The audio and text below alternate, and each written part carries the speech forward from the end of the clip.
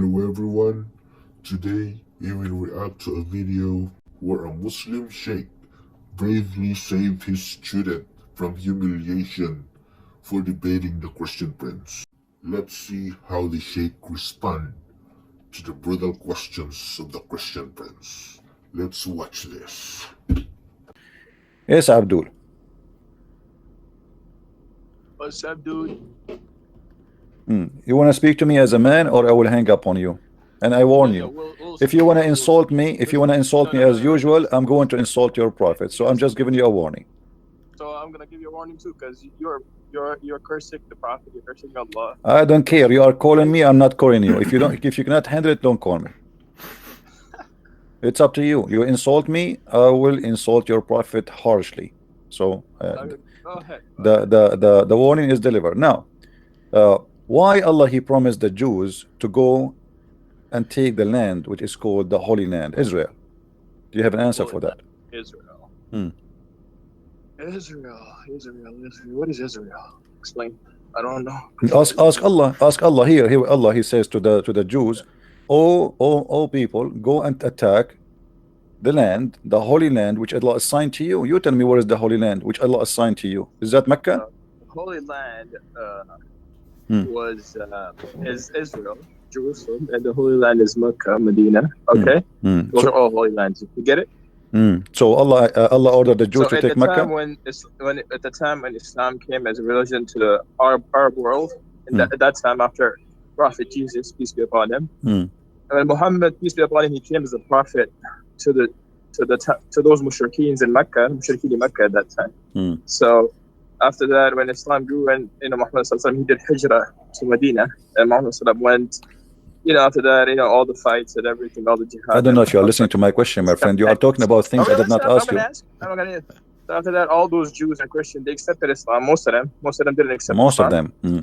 Yeah, most of them accepted Islam.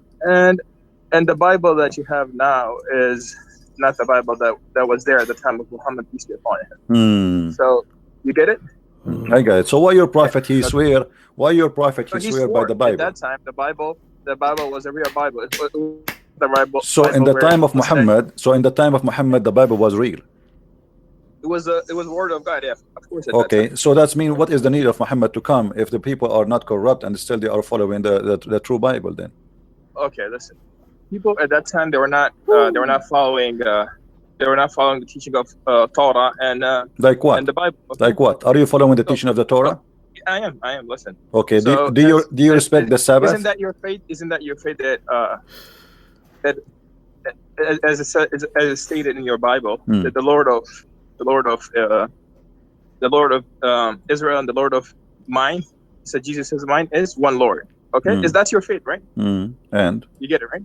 So if Jesus is saying that my Lord and the Lord of Israel is one, what does that mean? Does that make Jesus a God or prophet? You see, you are jumping like a monkey from place to place. When Jesus he said, I'm not. You don't. Okay, no problem. You are trying to divert. I ask you about Jerusalem, about the Jews being ordered to go and take Israel, and look where you end. Now let me answer you. Okay, are you going to let me talk, or you want to scream and shout and jump? Okay. Go ahead.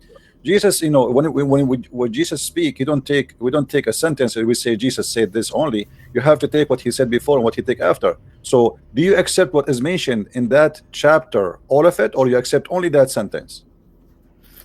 I only accept that sentence. Who are you to accept the sentence only? So that's mean you are a hypocrite. That's mean you are a hypocrite. So I can show you now in the Quran it says. I can show you right now in the Quran. The Quran says don't pray. I can show you. You see, you are a hypocrite. You are a hypocrite kid. You have no dignity and you have no honor. Either you say I accept what Jesus says in that book, or you say I accept only a sentence, and this is the only sentence. This the Quran says to you, وَلَا تَقْرَبُوا الصَّلَاةَ وَأَنْتُمْ, and then I can stop. وَلَا تَقْرَبُوا الصَّلَاةَ. Can I say that sentence only if the Quran says don't pray? No, you have to read the whole sentence. Here we go. So you have to read the whole thing. So when you want, you have to read the whole thing. When you want, you don't have to read the whole thing. So you are a hypocrite, and that's why we call you hypocrite. And every Muslim is a hypocrite until he proves the opposite. First explain hypocrite. What is a hypocrite? Hypocrite somebody is a Muslim. He go and he pray in the corner, as Jesus said. Don't be the same as those who pray in the corners. This is what the Muslims do. Don't when you fast, you know, don't show that you are fasting. This is what the Muslim do. The Muslim, if he fast, and by the way, there is no fasting in Islam, it's a joke.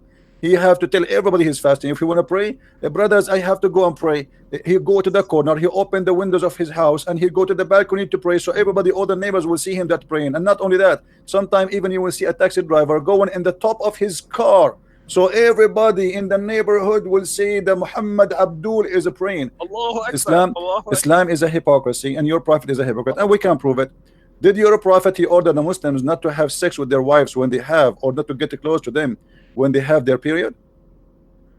Of course, Islam prohibits. Okay. You know. So what your prophet he used to do when his wives are in period? Okay. So according to the Sunnah of Muhammad sallallahu alaihi wasallam, okay, Muhammad sallallahu used to, he used to get closer, but he not used to have sex with them. You get it? He what? He used to kiss them. He could kiss them, but he could not have sex with them. What do you mean kiss them? He play with them? Yeah. Okay, he play with them. What does that mean? Do he put his penis between their legs? No, that's sex. Okay, what do you accept the challenge if I show you? If I show you that your prophet used to do that? What are you challenging me with? First explain. See, here we go. You're a coward. You're a potato. You're a potato. Okay, let us go back to our topic. Why Allah he ordered the Jews to take the land of Israel, and why he said this is land assigned to you? This is the question I asked you from the first second you call me, and you refuse to answer. So you switch the topic upside down. Which ayah of the Quran is this? You do not know? No, go and let me know. No, I'm asking you. You do not know? You never heard this before? No, I heard it. I heard this, but you have to tell the chapter and the ayah. Okay. Well, I'm trying to remember. I do not know really. Do you want to search Google? No, it's not Google. Go. Do you want to call a friend? It's not a friend. Go. Tell me the surah and the ayah. You are the Muslim, and I am not the Muslim, and you are the one who never heard this before, obviously. Otherwise, you will know it. Of course, I have heard. Okay, what chapter? What chapter? Do you know at least what chapter? I'm asking you. So you do not know what chapter, you do not know what verse, you know nothing. So I have to go ahead and check what it is. Maybe this is the Eve hadith. There you go. Go ahead. Chapter 5, verse number 21. Chapter 5. So, okay. Chapter 5, Surah Al-Ma'adah. Okay. So now, just to know the background of Revelation and summaries of subject, okay? Background. This initial surah, I like the background. Al-Ma'adah is agreed upon. Surah Al-Ma'adah is a Madani surah, okay? And also the last long all Medina chapter surah was surah so much so that some elders have identified this as the last surah of the Quran itself, okay? And the authority of narrations from Sayyidina Abdul ibn Umar and Sayyidina Al-Ma'idah is the last chapter in the Quran? Yeah. That's what most of the scholars agree upon on this. Oh, okay. Well, I will take your word for it. Surah Al-Ma'idah was revealed to the Holy Prophet while traveling, riding the she-camel named Adaba. As explained in the introduction of Tafsir in Volume 1. You see, guys, he's reading an article. He is reading an article. I mean, I ask you about a verse. Why you are going to give me all this garbage, man? Stop doing garbage. Give me the answer. I don't care about anything. Why your understanding hit the topic and stop. Who care about where this verse is given and if this is the last verse in the Quran or the first? I don't care. Why Allah he ordered the Jews to go and kill the Palestinians and take their land? This is the question. Go ahead. Well, Surah of Al-Ma'idah and verse number 5, right? Is it? Stop laughing. Stop being.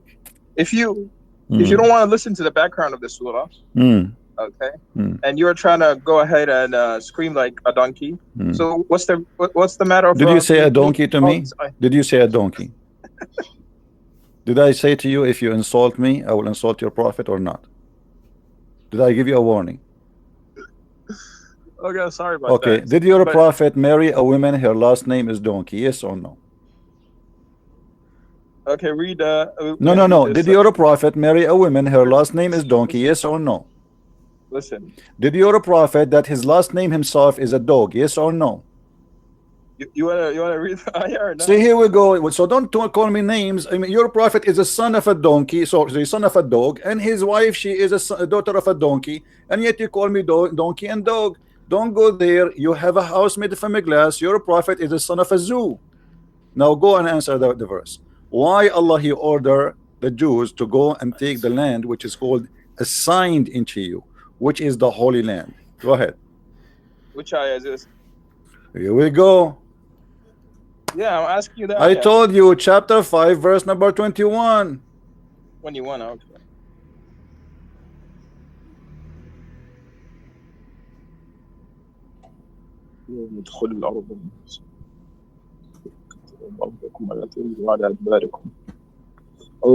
O my people, enter the Holy Land, which Allah has destined for you, and do not turn back, for then you will turn losers. Okay.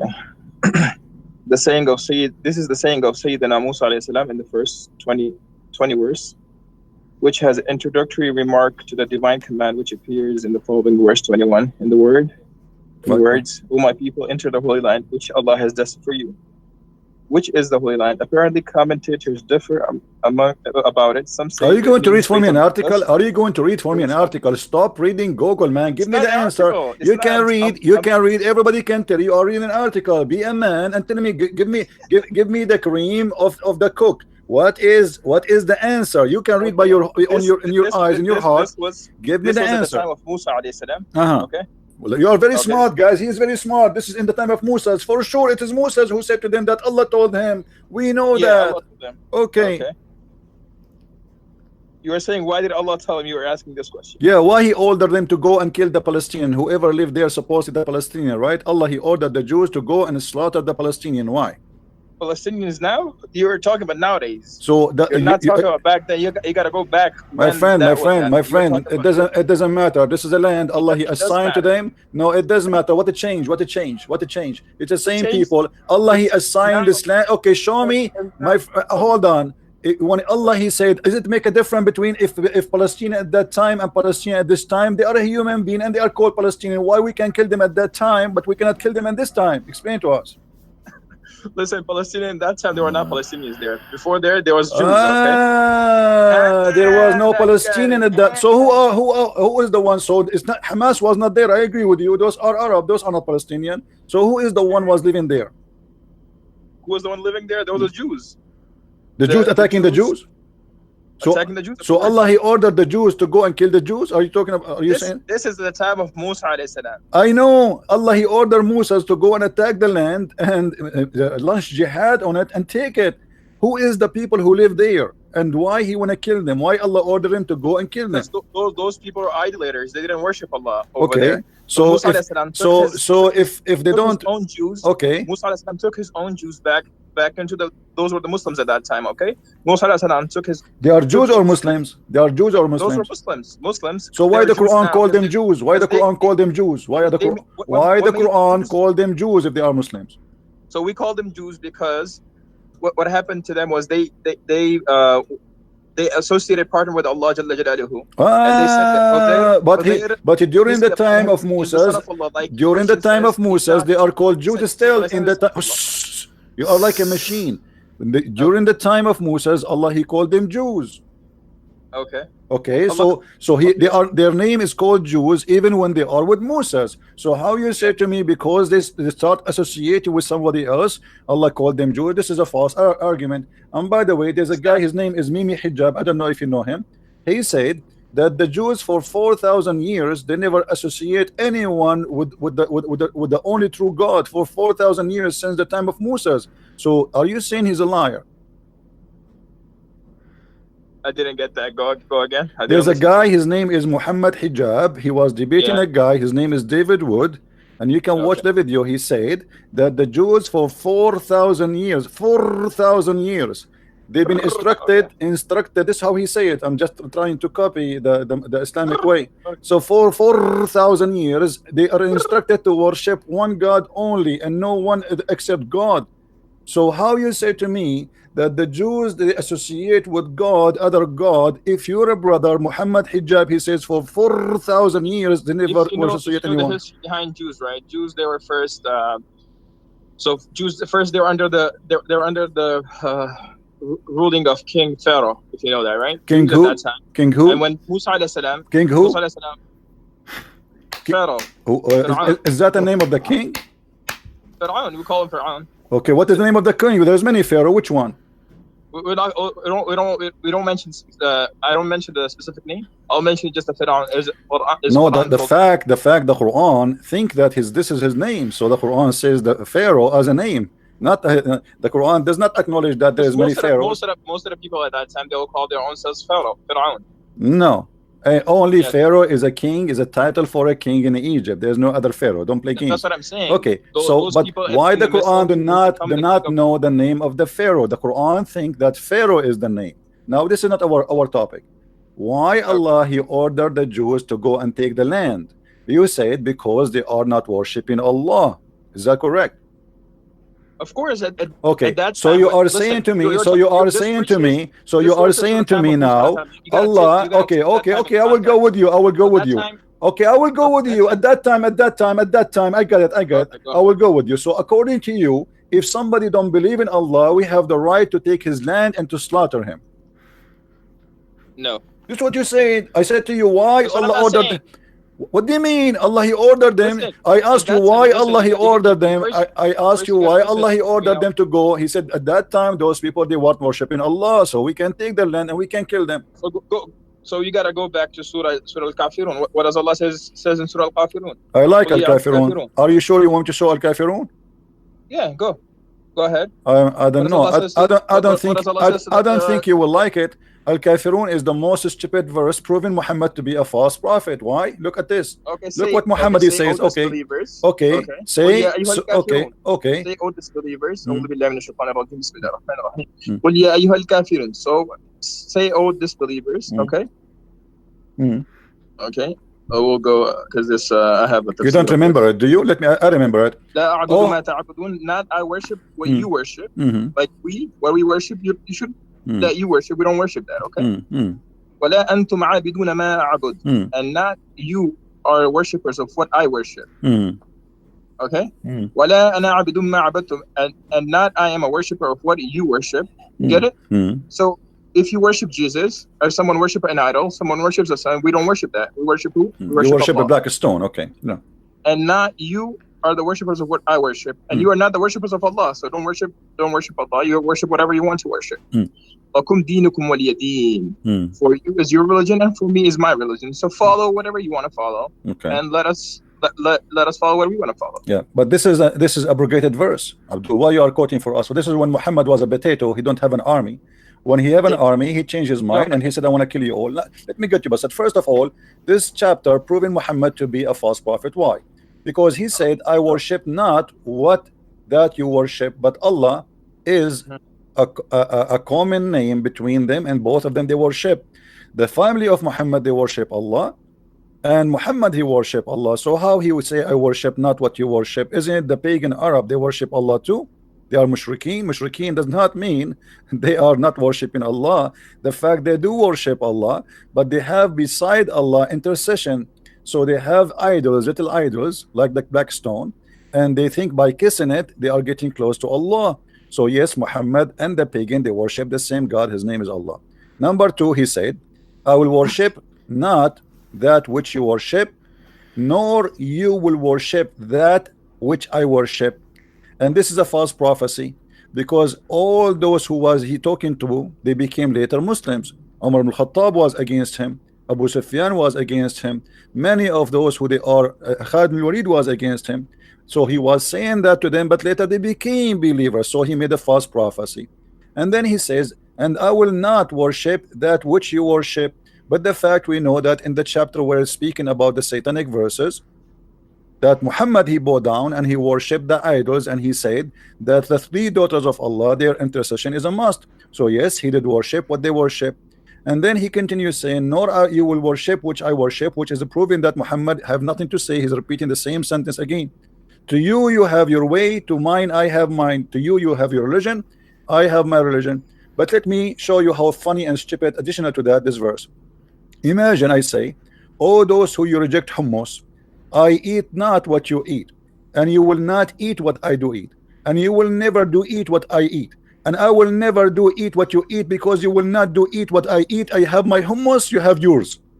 I mean, how is stupid the holy chapter to be from God? This is cannot be God. This is a guy. He is having nothing to say. All the chapter is, I don't worship what you worship, and you have your religion, and I have mine. So there is no need for all of this. It's nothing but garbage, proving to us that Muhammad is a false prophet. And later, when Muhammad have an army, he decided to kill everybody from his enemy, and he changed his mind. So this is abrogated. So why you are quoting it for us? Okay. So now the cause of this revelation and whatever you were saying, it's completely false. And we Muslims don't agree with whatever you say. Okay. So now you have to. Who are you to say I don't agree? I'm a Muslim. You are a Muslim. Okay. What about we go to the book of Asbab al-Nuzul? Okay, we'll go to the cause of revelation, okay? Okay. Ibn Ishaq reports from Sayyidina Ibn Abbas the Walid ibn Mughira, as Ibn Wasil Aswad, Ibn Abdul Muttalib, and Umayyah ibn al-Khalf approached the Messenger of Allah sallallahu alaihi wasallam. They proposed a compromise to him, and they affected that he would worship their idols for a year. So at that time, the Kafirs, they went to Rasulullah sallallahu alaihi wasallam and they told them that you should worship all idols for a year, okay? And they worship Allah for a year, and they told them that we will worship your Allah for a year. So this is from Qurtubi, okay? According to Ibn Abbas, who is recorded in Tabrani, the pagans of Makkah proposed to the Messenger sallallahu alaihi wasallam, peace be upon him, we shall give you much wealth that you will become the richest man in Makkah. So they told him that we will give you wealth and you will become the richest man of Makkah, okay? And we shall give you whichever woman you like in marriage. And they even told him that whichever woman you like here in Makkah, the beautiful woman you like, we'll give you in marriage, okay? We're willing to follow and obey you as our leader on the condition that you do not speak ill of our gods. So they told Muhammad that you should not obey us, and also do not speak ill of our gods, okay, at that time. So if you do not agree to this, then let us agree that you worship our gods for a year, and we will worship your God for another year. So this is from mother, okay? So did Muhammad agree with them? Did Muhammad agree? Did Muhammad agree that he will worship their gods? Okay, we're reading now, okay? According to Ibn Salih report, said in Ibn Abbas, the pagan of Makkah made the following proposal for compromise. Give me an answer. I mean, give me an answer. Did he agree or not? Did he agree? I'm not going to read the whole thing. Did he agree or not? Did he agree or not? Did he agree with them or not? He did not agree, no. Okay, read with me chapter 22, verse number 52. Isn't it Muhammad, he worshipped down, he bowed down, and he worshipped the three daughters of Allah? After what? Did Muhammad, he bowed down and he worshipped the three daughters of Allah? Okay, chapter what chapter is it? Chapter 22, verse number 52. 22? Chapter 22, verse number 52.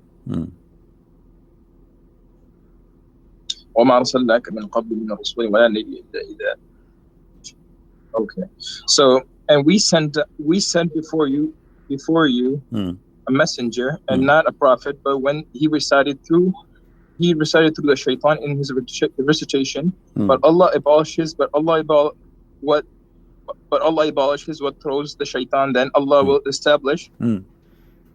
But Allah abolishes his verses, and Allah is all knower and all wise. Okay, it is saying that we did not send any messenger before you nor a prophet, but he faced a situation that when he recited the revelation, that Satan cast doubts about what he recited. So Allah nullifies what the Satan cast, that Allah makes his words firm, and Allah is all knowing and all wise. Okay.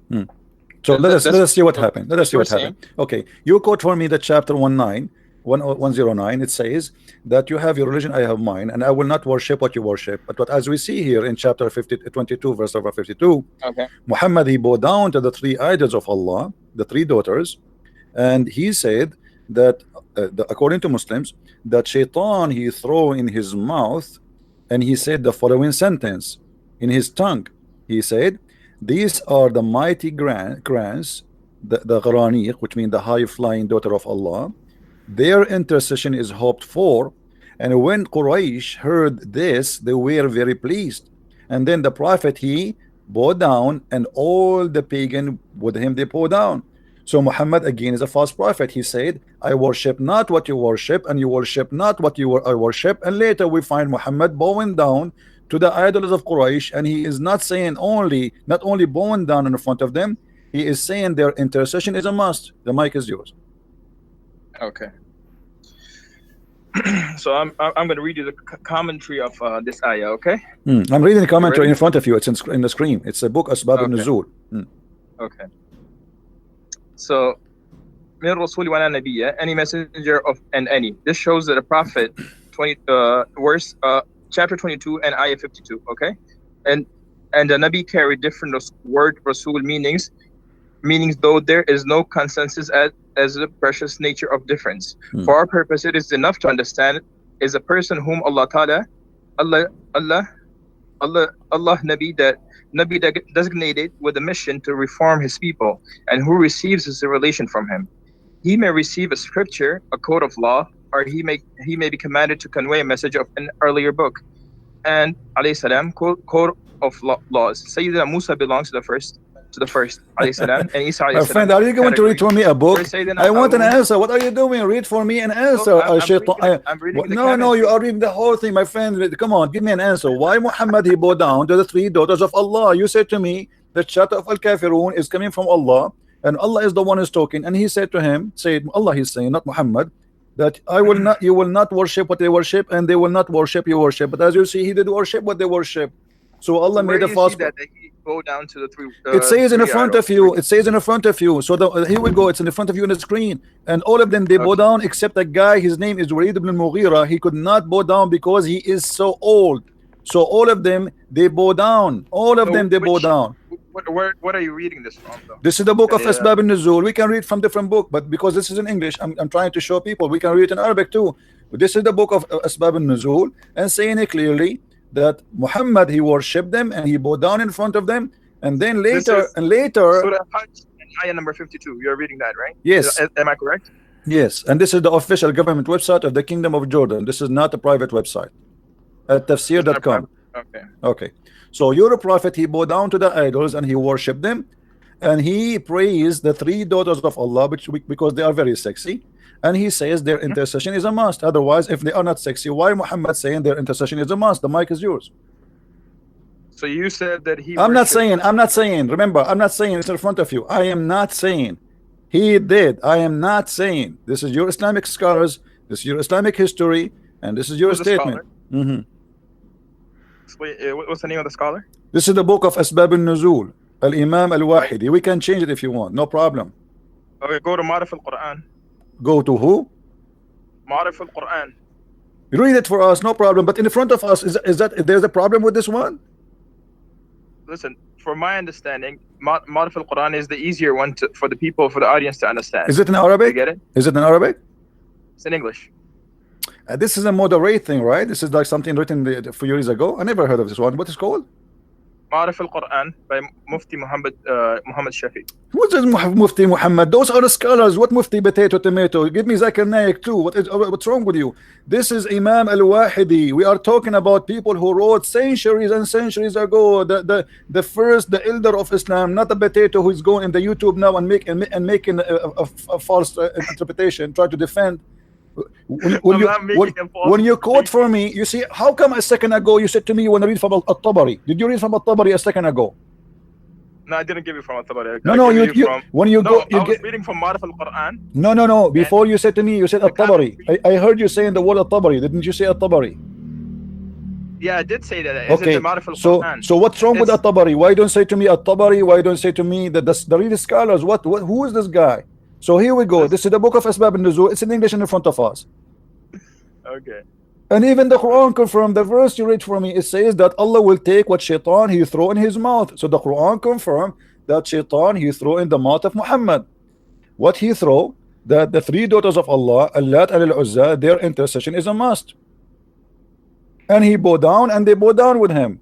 Except one person was there. He could not bow down because simply he is a very old man. He cannot bow down, and he is a kafir too. So what are the names of the 3 idols that you were talking about? Allat and Al-Uzza. Here we go. Allat and Al-Uzza and Manat the 3rd. When he was quoting that, the devil put in his tongue what he had secretly wished and hoped for, and said, these are the might grants, the Gharaniq, and their intercession is hoped for. Who is the one who said that? Allah. Now, Okay. you're Muslim saying that this is not Allah saying, the devil, he spoke in the mouth of Muhammad. So in this moment, yes, this says, I'm not, why you are laughing? Respect your prophet, my friend. It says the devil, it says, you were just talking out of your mind. it says the devil, guys, does it say that, or I'm making things? It says the devil put in his tongue. Does it say that? It's in the screen in front of you. So the devil, he spoke in the tongue of Muhammad. So Muhammad in this moment, he became a messenger of Shaitan, and he is speaking as an ambassador of Shaitan, the word of Shaitan, delivering Shaitan's Quran. And then because Shaitan he put in his mouth, Muhammad, he said the following. He put those words, the Lat al-Uzza, they are the mighty grants, the Gharaniq, and their interest is hoped for. When Quraysh heard this, they were very pleased. Those are the pagan. The Messenger of Allah, Allah bless him, give him peace, cried on recitation until the end. Muhammad did not even notice what he is saying of the surah, and he prostrate, and all the Muslims who was there, and the idolater protest too. Let me connect you to my Sheikh right now. Okay. Okay. So he will explain this to you in detail. Right. And his name will be Abdul Wadud. So you'll have. He's a real Sheikh, or he is you know, like the guy who opened a barber shop. Again, you look at your language first. No, I'm asking you. He's a real Sheikh. I want to know. He's a real Sheikh. Of course, he's a Sheikh. Yeah. Okay. Abdul Wadud, Sheikh Abdul Wadud. Welcome. Go ahead. Okay. I'll call you. I'll call you in 10 minutes. Okay. All right. No problem. Okay. So guys, he is going to call for us a Sheikh. His name is Abdul Wadud. So we are waiting for Abdul Wadud.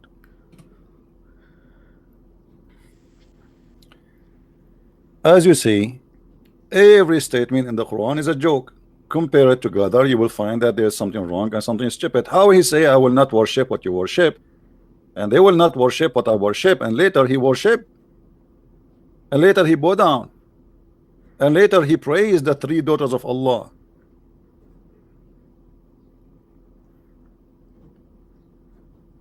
Right?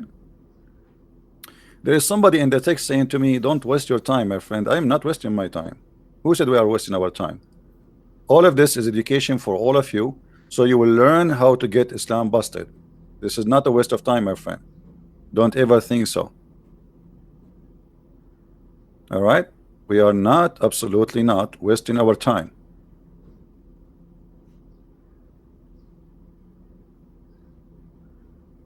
It's for the benefit of all.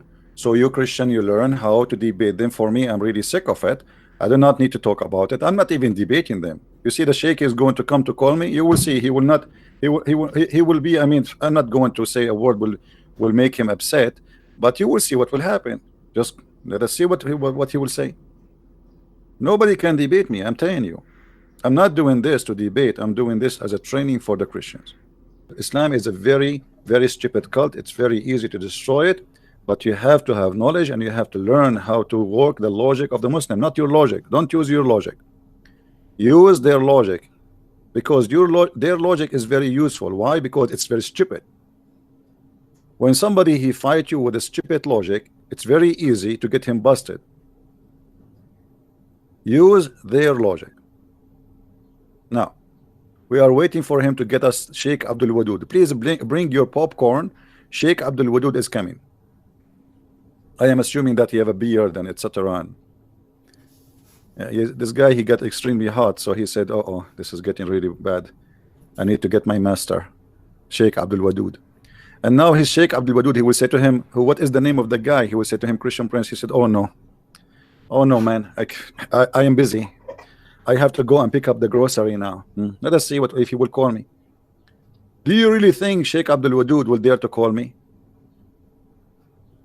I mean, do you? Who wanna bet? Who think that Abdul Wadud will not call me? I don't think he will do it. The guy now, he will say, I have to go to Hawaii. Oh, my wife in Indonesia is waiting for me. Oh, my grandmama, she have a heart attack. She have to go to the hospital. I have a pain in the stomach. I mean, you name it. Sheikh Abdul Wadud. He will come if you don't tell him my name. Don't tell him Christian Prince. The same what happened to Shabir Ali. Shabir Ali, he agreed to debate me, They told him there is a Christian guy want to debate you on ABN TV. The second they told him Christian Prince, he sent a long email saying I am busy with my PhD, and since then he is busy with his PhD. The same as Mimi Hijab, the same as I mean, what is his nurse? His nurse, what is her name? Ali Dawa. The same as I mean, all of them. Show me your face, give me your name.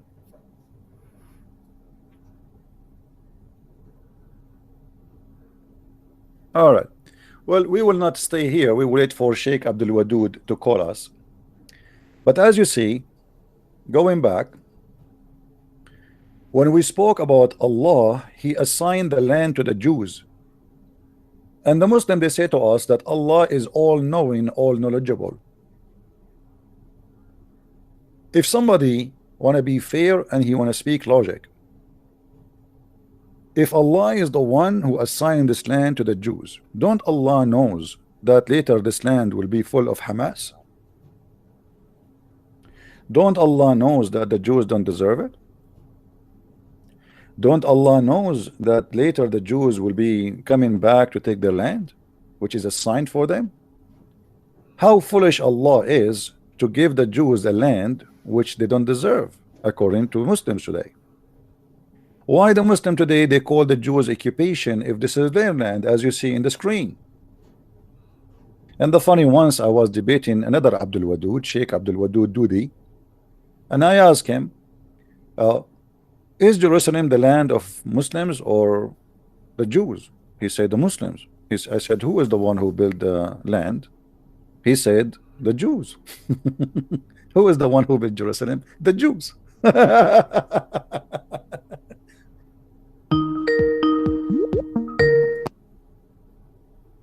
Hello?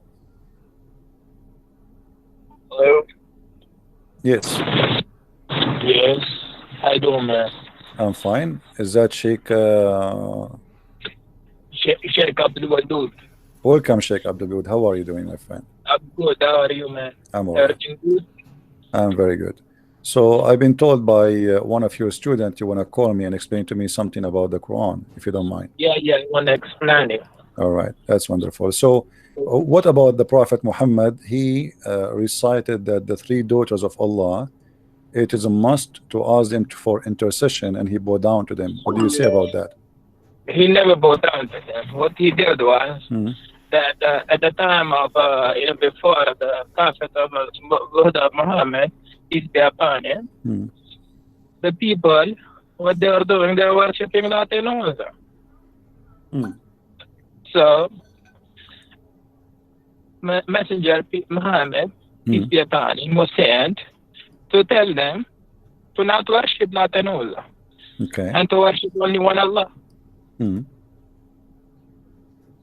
But this is not what Islamic source says, my friend. The Quran says in chapter 22, verse number 52, that Shaitan he threw in the mouth of Muhammad Satanic verses, and then all the reference says that Muhammad, the Prophet of Islam, when he was reciting the chapter of An-Najm, he said that those are Manat and Allat al-Uzza, the three daughters of Allah, their intercession is a must.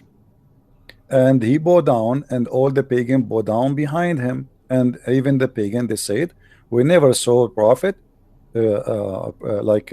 praising our gods as this before. So your prophet, he bowed down, and the pagan, they bowed down to the three daughters of Allah, and your prophet, he mentioned their names. Do you hear me, Sheikh? As I told you, that at that time, if you know the history of Arab, those people, they were worshipping Latin Uzza at that time. So Allah was telling them to not worship. Yeah, I know that, but why Muhammad he bowed down with them? You see, I have a story written by you Muslims, not by me. You see? Okay, bring the history in front of me so I can see it. Okay, do you see the screen? Do you see my screen?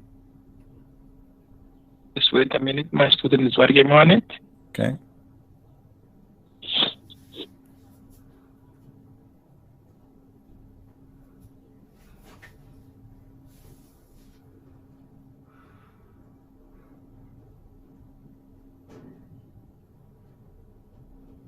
Okay, this is أسباب النزول الوحيدة. Do you speak Arabic, the Sheikh? Yeah, I do. Yeah, let's see what. Okay. Yeah.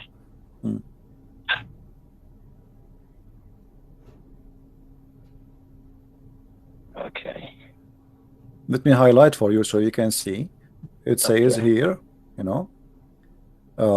So when the messenger he was reciting, he revealed to Muhammad to him Surah An-Najm by the star when it saith, Surah chapter 53, the messenger of Allah bless him and give him peace recited it, but when he reached have ye thought upon the Allat and Al-Uzza and Manat, the third, the other, chapter 53 verse number 19 to 20, the devil put in his tongue that he had secretly wished and hoped for, and said, these are the mighty grants, the Gharanik, and their intercession is to be hoped.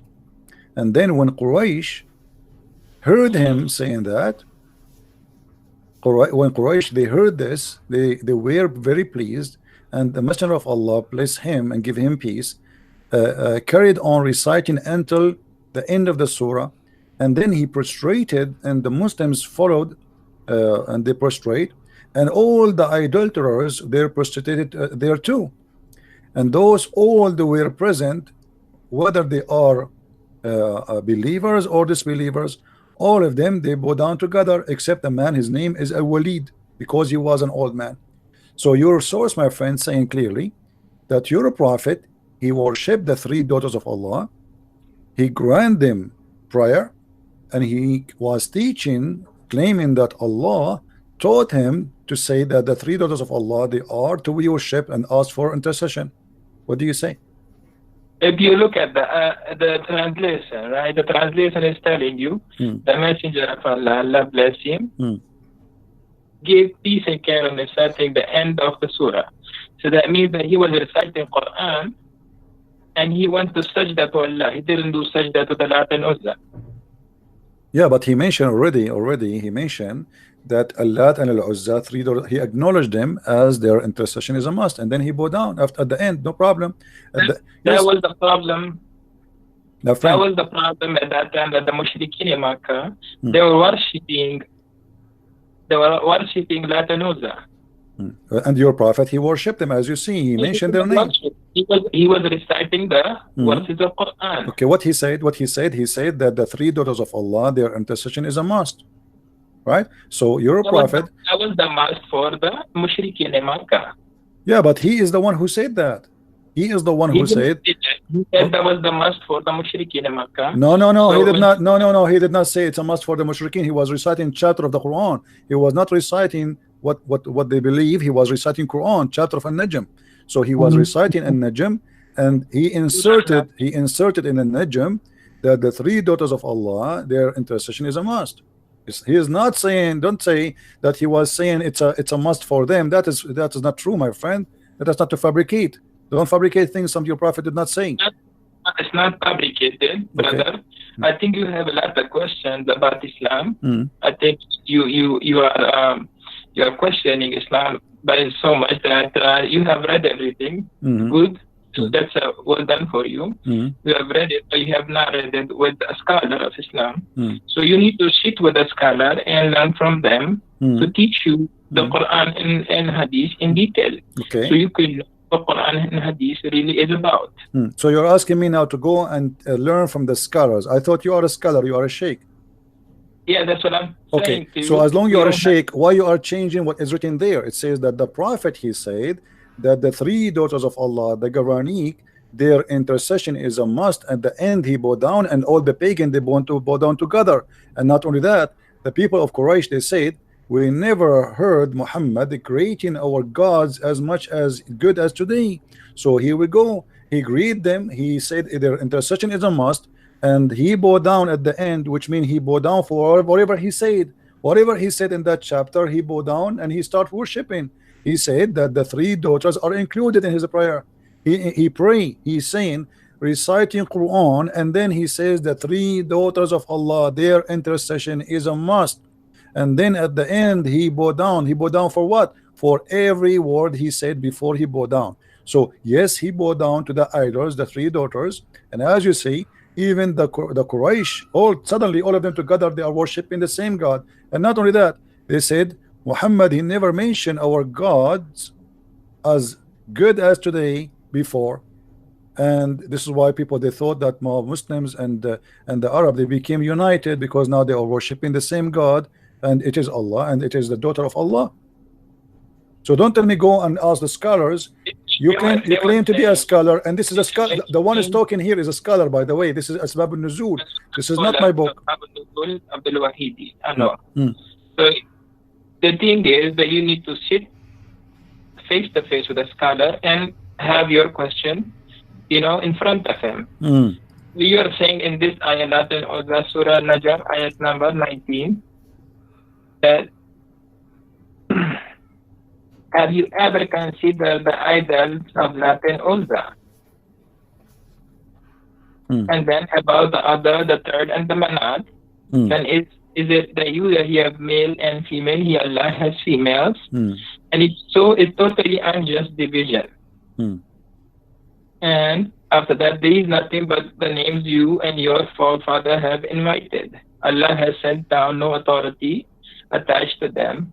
They are the following nothing but conjunction and what their soul desire, while guidance from their Lord sorely reach them. Yeah, but the question, my friend, the Quran is saying now that Shaitan.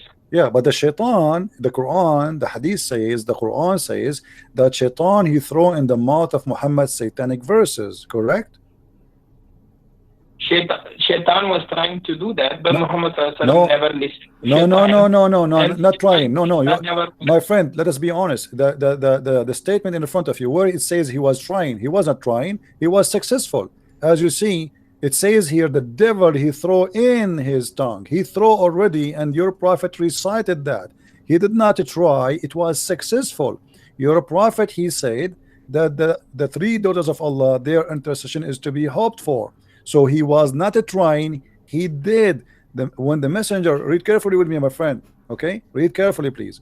When he arrived reciting Lat and Uzza and Manat, the third, the devil, let us read together, the devil put in on his tongue what he had secretly wished and hoped for, which means the devil he wished for. These are the mighty grants, the granite, and their intercession is to be hoped for. So your prophet, he said, what the devil he put in his tongue, said that, and everybody heard him, that the three daughters of Allah, Lat and Manat and Uzza, their intercession is a must and hoped for. So your prophet recited satanic verses. And not only that, you will see in the same page, you will see that the angel later, angel Jibril, came to Muhammad and he said to him, those verses you recited before is not from Allah. Here we go. At the evening, read with me carefully. At the evening, Jibril, peace be upon him, went to the messenger of Allah, Allah bless him and give him peace, and said, what have you done? You recited to people that which did not bring from Allah. Glory is to He. And you said what I did not say to you. So my friend, don't tell me that Satan was trying. Shaitan was able and he was successful, and even Jibril, he came to Muhammad and he said to him, what you have done. Go ahead, my friend, answer. So if you know that most of the tafsir of the Quran, that there is not, sometimes they are not recommended by all the scholars. You know about this, right? What is the one you recommend for me, as long as this one is not recommended? I would recommend Marif al-Quran by my student. He's telling me to make it easy for which one? And by Mufti Muhammad Sheikh. This is a new. Are you Ahmadiyya or something? This is a new. Those are real scholars. Who are those scholars? Those are not scholars. I never heard of them. So you are saying to me, Imam like Al-Wahidi, At-Tabari, the real Imams are not considered by you, but a guy who just born yesterday, he made a book, and this is the one who will explain the Quran to us. Don't you think that this is hypocrisy? It's not hypocrisy. So how you don't accept the original, the scholars? How come now this guy you are calling him Mufti? He learned his religion from who? From those scholars. So how now he can explain the Quran better than them? Better than them. Why? How he is what? He is so good. So now what we will do with this? Are you saying that this guy, what can you read for me what this guy he said about this verse? Okay. Okay, go ahead. What your scholar he said? He's saying that we did not send any messenger. Allah says, you are not our prophet. He faced a situation that when he recited the revelation, the Satanic cast doubts about what he recited. The Satanic people, or those people who are worshipping Lat and Uzza. Okay? So Allah nullifies what the Satan cast, then Allah makes his verses firm. Allah is all-knowing and all-wise. This is an interpretation now? He did not. He did not give interpretation. He's just quoting the verse again. I mean, this is funny. How this can be interpretation? He's just my friend. Okay, I will go with this funny interpretation because he did not give interpretation. He did not give interpretation. Secondly, you just admitted that Shaitan he cast in the mouth of Muhammad and Allah will delete it. What Allah deleted from mouth of Muhammad? What Allah deleted? He did not send any messenger before you know the prophet. It doesn't matter. It doesn't matter. This case here is about Muhammad. My friend, no problem. No problem. My friend, each time I talk to you, you start reading from zero. It look like we have a machine talking to us. My friend, I'm asking you, friendly, please, friendly. The verse saying, and you quote for me, and I heard you that he said that Shaitan cast. Okay, Shaitan cast what exactly? Can you quote for us what he cast in the mouth of Muhammad? The Satan cast doubts about what he recited. What he recited? Can you tell me? They were doubting Muhammad. This is not the question, my friend. This is not the question.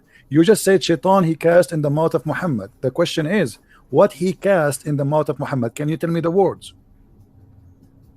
About what he recited? Yes, about what he cast. What the Shaitan cast. Allah will take it off, correct? Okay, but what he cast, what the Shaitan said to Muhammad.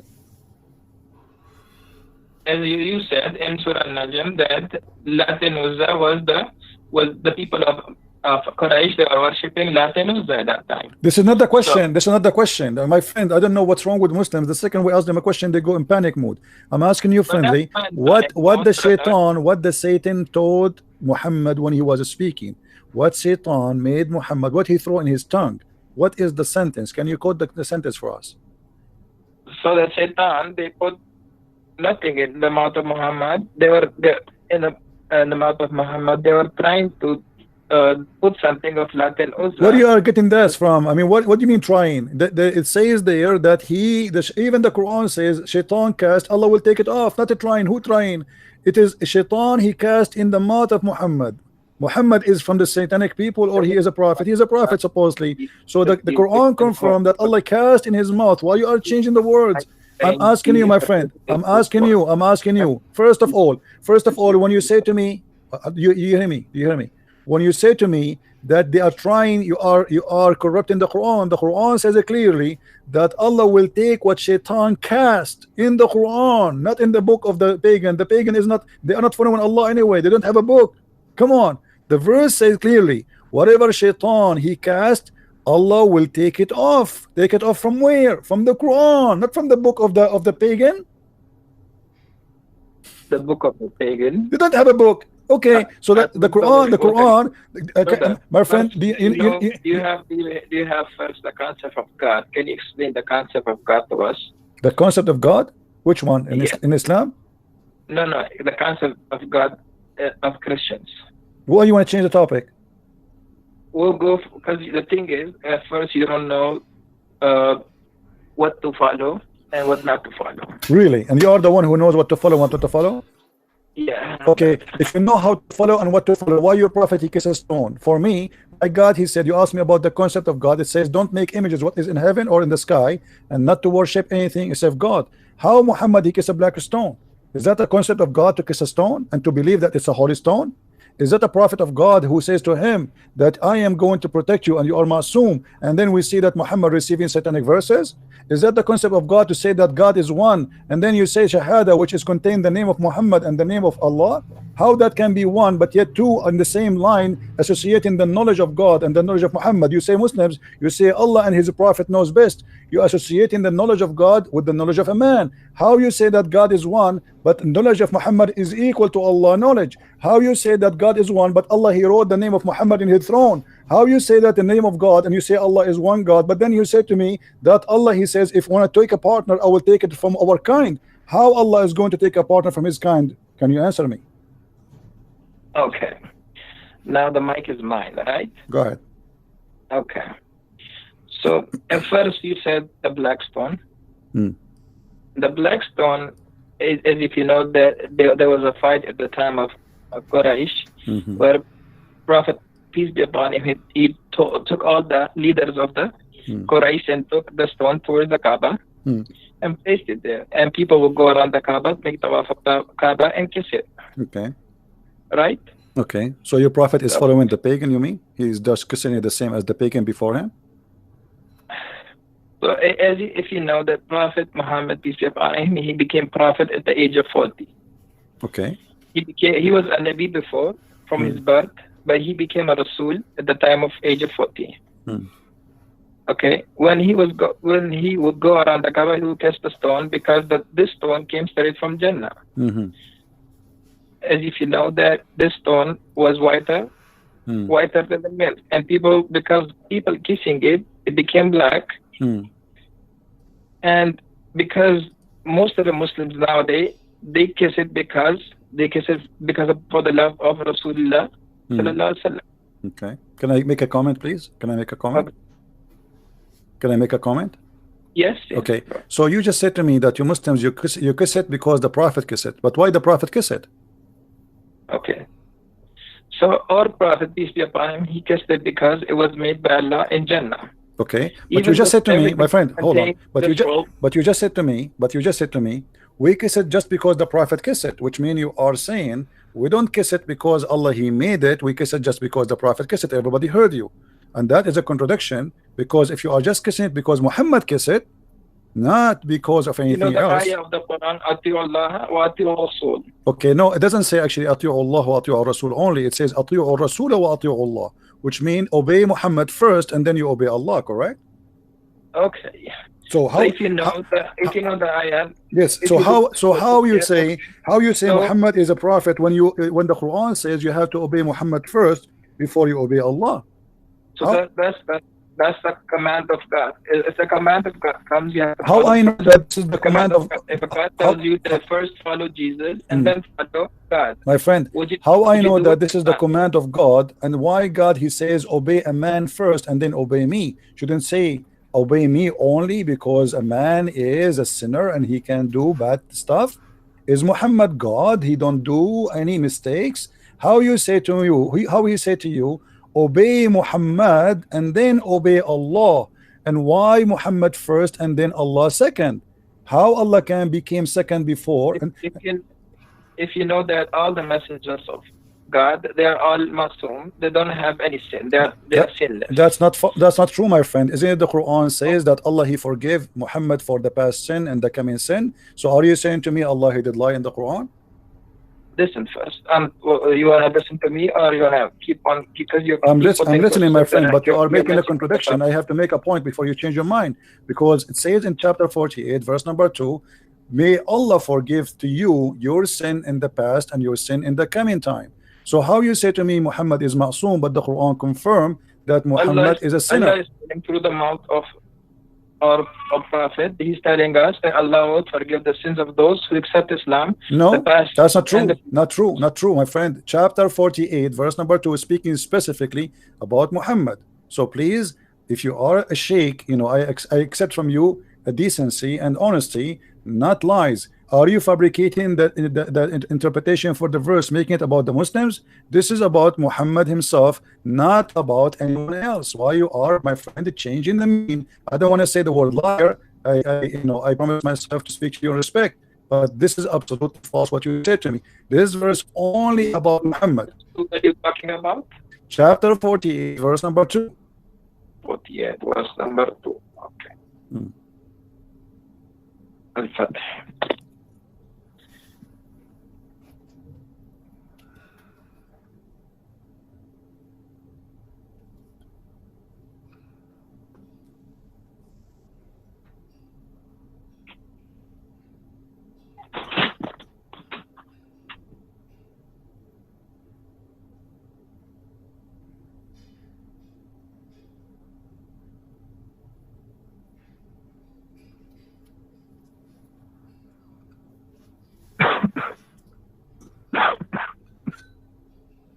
Take it easy, my friend. Drink some water, please.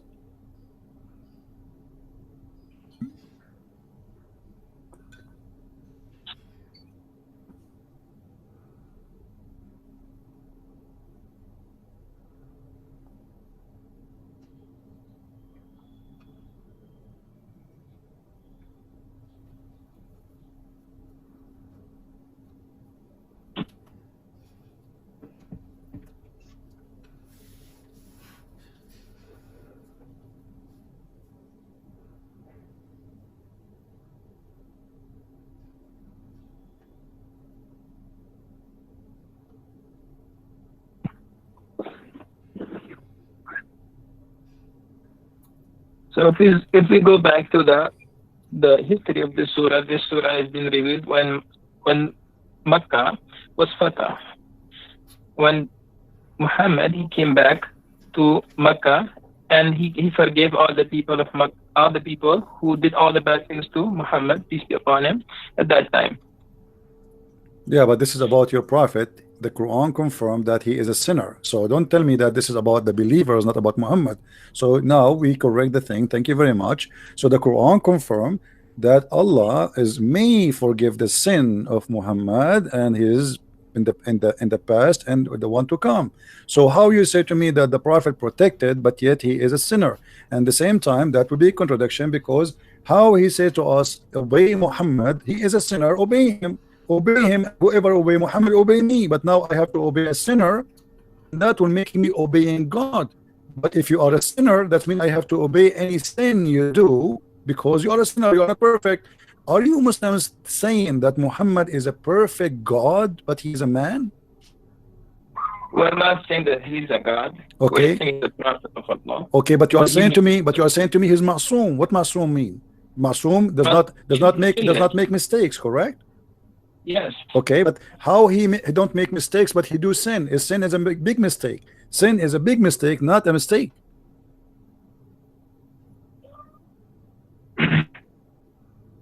As we know that prophets, peace be upon them, as you know that when the Quran used to come on them, the wahi, they used to go into a state. Sometimes the wahi will come to them at the time when they will be on a horse, sometime in the journey, sometime and any time they could come to them from Allah. Sometimes if there was a problem. So if you really look into the Quran, and you have so many questions, I know that you anytime if I speak, you will keep on asking questions. We are not asking questions. We are in the topic, my friend. Me and you, my friend, we need to sit together. We need to sit together and inshallah, we need to sit together and inshallah, Allah will help you understand and understand the wisdom of the Quran and what is the why everything was revealed in this way, and how the ayahs of the Quran was revealed and how the Quran was compiled together. And inshallah you will have a better understanding. So my friend, inshallah you will not answer me. Inshallah you have no answer. Inshallah you are telling me I cannot answer you. Yeah, then answer me, my friend. Then answer me. Why you are giving me this speech about inshallah? I have a question for you and you are trying to avoid it. Inshallah you will not answer me. Inshallah we will sit together. You know my friend, we will not sit together ever. I mean, I don't know where you live, I don't know who you are. So what do you mean inshallah we sit together? I want an answer. How you say to me that the prophet is ma'soom, protected? Do you live in New York? No, I don't live in New York. I live far away. No, but anyway, we do not need to sit together. Here we go. We are talking. Everybody can hear us nice and clear. So the Quran confirmed that Muhammad is a big time sinner. So how the Quran says to us, if you obey Muhammad, you obey me. But Muhammad is a sinner. How I can obey God by obeying a sinner? It's like, imagine I am going to obey a guy. You just told me he is a sinner, and the Muslims, sorry to say, they lie to us. They say Muhammad is protected by God. He don't do sin. But as you see, the Quran in many verses, by the way, this is one of them, confirm that Muhammad is a big time sinner. And not only that, what kind of God? He gave a permission and license for sin to Muhammad. He said to him, I forgive your past and your coming sin. What is that? Since when God he gave a license for sin? Why Muhammad he can sin as much he has, even sin for the future he will forgive it? What does that mean? So if you believe in God, right? Do you believe in God yourself? If you believe in God, if you know that God, even today, if he says, if the day of judgment happens today, right? And God says, I will enter all the people who are making shirk against me. I'll make them enter into Jannah. Would you question him? It's not about a question. I question why not. I mean, I question if something doesn't make sense. If there's a isn't it the Quran said, my friend? Isn't it the Quran says why they cannot understand the Quran? If this book is not from God, you will find a lot of contradiction. So Allah, He told you that if you know, this is how you know that this book is from God or not. So He said, yes, question me in this case. I know in chapter 5 verse 101 it says ask not questions, but here Muhammad is trying to silence anyone who asks me question. But the Quran says Allah yatadabbarun al-Quran. Can they understand the Quran? If this book is not from God, they will find a lot of contradiction. And this is a contradiction. How you say to me that Muhammad is Masum, and then you say to me Muhammad is a sinner? How you say to me that I have to obey a Muhammad, and then you say to me Muhammad is a sinner? Who you say to me if you obey Muhammad, you obey God, but you say to me that Muhammad is a big time sinner to the point, may Allah forgive your sin, is not even guaranteed. In chapter 4 verse number 82 it says why they will not then bound the Quran. If it had been from other than Allah, they would have found in therein much a lot of contradiction. So the Quran is giving me the way to discover is book from God or not. So, and the same method I use it in the Quran, it proven to me Quran cannot be from God. Okay, brother. You have really good questions, and inshallah we will answer all those questions for you. All right, my friend. Okay. So as you know that why was Adam and Eve? Why were they taken out of? Why? Why were they taken out? Jannah? Why? You know why did the devil became the cursed one? Do Okay, you know why did the devil became the cursed one? No, my friend. Why Adam and Eve was taken from heaven according to Islam? So according to Islam, why Adam and Eve they were taken out of Jannah? Because the waswasa of Shaitan, the waswasa of Shaitan happened to Eve, and because when the waswasa of Shaitan happened to Eve, Eve told his husband Adam that let's go and eat from that tree. When that tree was forbidden for them to eat, when they ate from that tree, what happened? They became naked and they were sent towards the face of this earth where they had to live. Until now, we are from the lineage of Adam and Eve. But this is, my friend, this is a contradiction for what your prophet said. Your prophet said that Adam, he commits sin because Allah, he wrote for him his destiny to commit sin. And Adam, he have no choice. Destiny, yes, that was his destiny. So okay, so how Allah, why Allah, if this is his destiny, how Allah is going, how you just blame the Shaitan that he is the one who did whisper in Adam, but the fact it was destiny written by Allah. So the whole scenario written by Allah. Allah, he ordered Shaitan to whisper. Allah, he ordered Adam to obey. Allah, he ordered Adam to sin. And then Allah, he punished Adam to sin. So how we can blame Shaitan for that? If Allah is the one is behind this conspiracy, and he is the one who did that to Adam, Adam is a victim. So if you know the history of Shaitan, when Adam was created, and the Shaitan, when Allah told him to prostrate to Adam, what did Shaitan say? Well, first of all, why Allah want to say to Shaitan to protest? He did not even order him to protest. No, my friend. No, my friend. In front of everybody, with my respect, in a friendly way, I challenge you to show me where Allah he ordered Shaitan to prostrate to Adam. If you show me that, I will shave my 20-foot mustache. Okay. Go ahead. Wait a minute.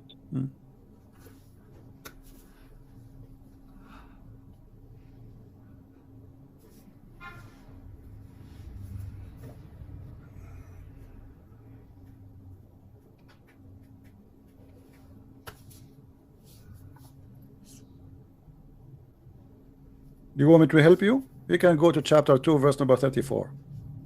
Okay, brother, wait a minute.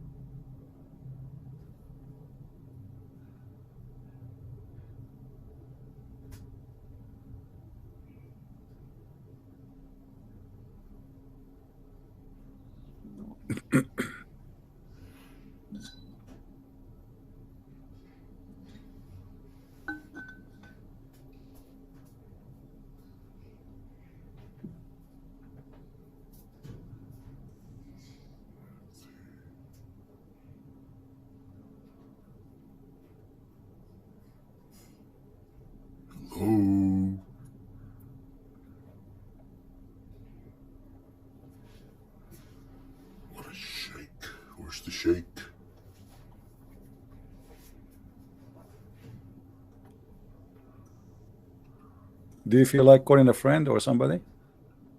Brother. Yes. I'm going to my books and I'm looking from my books. Okay. All right.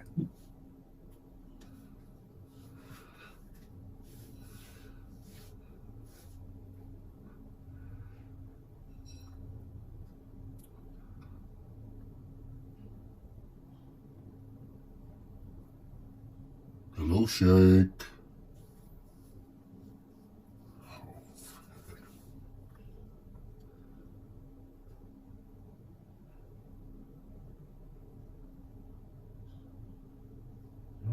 Where's the Sheikh?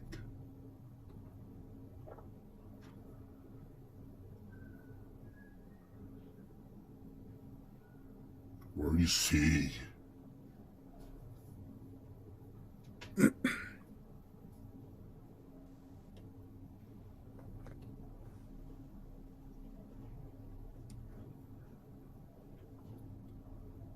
Where's the Sheikh?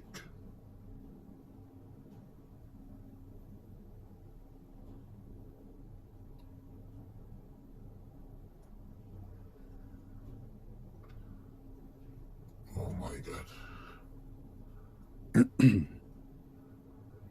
I think he already found out that he's in trouble.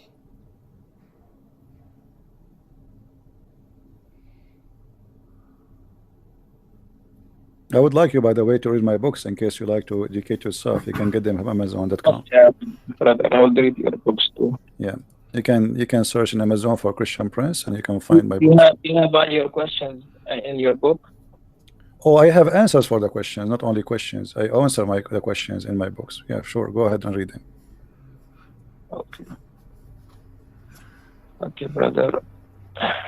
So as you see, there's nowhere it says that Allah he ordered Shaitan to bow down. No, nowhere it says order. He did not order Shaitan to bow down. This is a mistake. Surah Al-Hijr. Surah what? 15. Ayah number. Surah 15. Okay, verse number 31. Yeah. Okay, but he did not say. He did not say he ordered Shaitan. It says he ordered the angels. This is a mistake. This is a mistake in the. This is a mistake in the Quran. The Quran is making a mistake, a very, very bad mistake. Because if Allah he ordered the angels to prostrate, why he accepting Shaitan to bow down?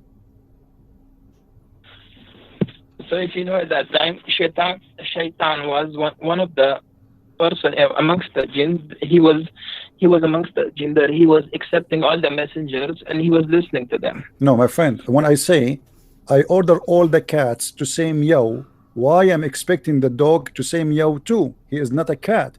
The Quran is so clear. It says Allah he ordered all the angels to prostrate, but Iblis he did not. But Iblis is not an angel. You see, for the Christian, they believe that Shaitan is a fallen angel. You Muslim don't believe in that. You believe he's a genie, correct? So Allah he ordered the angels. Why he is expecting Shaitan to bow down? This is not even right. If I say all, my friend was there with the so angels, what so it doesn't matter, my friend. Amongst the angel jinn. Okay, let's say he was there, but if I am saying all angels bow down, why I am upset from someone he is not an angel for not bowing down? That doesn't make sense. If I say all girls go out, let's say today okay, you have two friends, let's say two friends, right? And both of them, they're really close to you. Okay, one is Abdul and one is Abdullah. Abdul and Abdullah, good names. Okay, good names, right? So if you have two names, Abdul and Abdullah, if you tell Abdul, you know, both of them are really close to you, both of them you call them Abduls. Okay, because they're so close to you, you just call them Abdul. Okay, you tell Abdul, come over here. If one comes and another doesn't come, how you feel? But my friend, you forgot that Shaitan is not a Abdul and angels are not a Abdul. They are two kinds of creatures. They are not both a human. The both no. Listen, they you are said two. you will shave your mustache if I told you that Shaitan did not make sajda. No, I know. I said to you, if you can show me where Allah he ordered the Shaitan to bow down, where he ordered him. He never ordered Shaitan. He ordered the angels. So read ayah number 28 from 28, and remember when your Lord said to the angel that I'm going to create a human being from a sound giving clay made of decaying mud. then and when I form him perfect and blow in him of my spirit, you fall down before him prostrating. Okay. So the angels prostrated altogether. Yeah, but why he's upset? Iblis was there, but he didn't prostrate. Because if you have all the people standing there, you tell them to bow down, and there's one person who's not. My friend, if I say everybody bow down, then that will make sense. But he did not say everybody bow down. He says, وَإِذَا قَالَ رَبُّكَ لِلْمَلَائِكَةِ إِنِّي خَالِقٌ بَشَرٌ مِنْ صَلْصَالٍ مِنْ حَمَإٍ مَسْنُونٍ. So he was talking from the beginning to the angels, and you are the one who quoted that verse for me, verse number 28. So Allah, he was speaking from the beginning only to the angels. So the angels are listening now. The rest is not in the business to listen. If I say to the angels, that's mean I'm speaking to the angels. And then he said to them how he created Adam, no problem. And then he said bow down, so all the angels fall and prostrate because he ordered the angels to bow down. So why he is expecting Iblis to bow down? He did not order Iblis to bow down. He ordered the angels. And you can see the same story because your prophet, he keep repeating himself. Chapter 2 verse number 34, chapter 7 verse number 11, chapter 15 32, chapter 17 verse number 61, chapter 18 verse number 50, chapter 20 verse number 116, 26 95, sorry, chapter so it's all over. Chapter 38 verse number 74, but all of them confirming one thing. Go to Surah 7. Surah 7, okay. Ayah number 11. That's wonderful. Allah, he ordered the angels to bow down. He did not order Iblis to bow down. Fasjudu illa Iblis. Okay, my friend, but he was speaking to the angels. And we created you. Then my friend, does it say? My friend, you said you speak Arabic. Read the verse for me in Arabic, please. لقد خلقناكم ثم صورناكم ثم قلنا للملائكة اسجدوا لآدم فاسجدوا إلا إبليس لما يكون من الساجدين. Thank you very much. By the way, you have a nice voice. I'd like to hear you sometime if we have a party. My friend, here it says ثم قلنا للملائكة. We said to the angels. He did not say that to all. He said to the angels only. So how you say to me, read that verse because he ordered Iblis. He did not order Iblis. ثُمَّ قُلْنَا لِلْمَلَائِكَةِ. So we say to the angels, bow down to Adam. And they did bow down, except Iblis. He did not. But this is a mistake here. If Iblis is not one of the angels, how you expect him to bow down? That is the most silly statement ever. If I say all cats get out, then I cannot be upset from the dog for staying home. I said cats. Cats and dogs are not even the same. So the Quran confirmed that genies are made from fire, angels are made from light. They are two different creatures. And the word of your God Allah is so clear. ثم قلنا للملائكة سجدوا لآدم فسجدوا إلا إبليس لم يكن من الساجدين. He said, I ordered the angels, then told the angels, fall and prostrate. Did you see the name of Iblis here? No. So why he is expecting Iblis to bow down? So this is a clear mistake in the story. You now, go to the next verse. What does Allah ask? He did not. Okay. Yeah, but you see, okay, yeah, okay. Well, here we go. So he said to him, "What make you, like this is the funniest stuff about Muhammad." Yes. When I ordered you, okay. He said, "I'm better than him." Okay, and thank you very much for mentioning this. This is proven Islam to be a pagan religion because the first one who ordered angels to bow down to a man, it was Allah.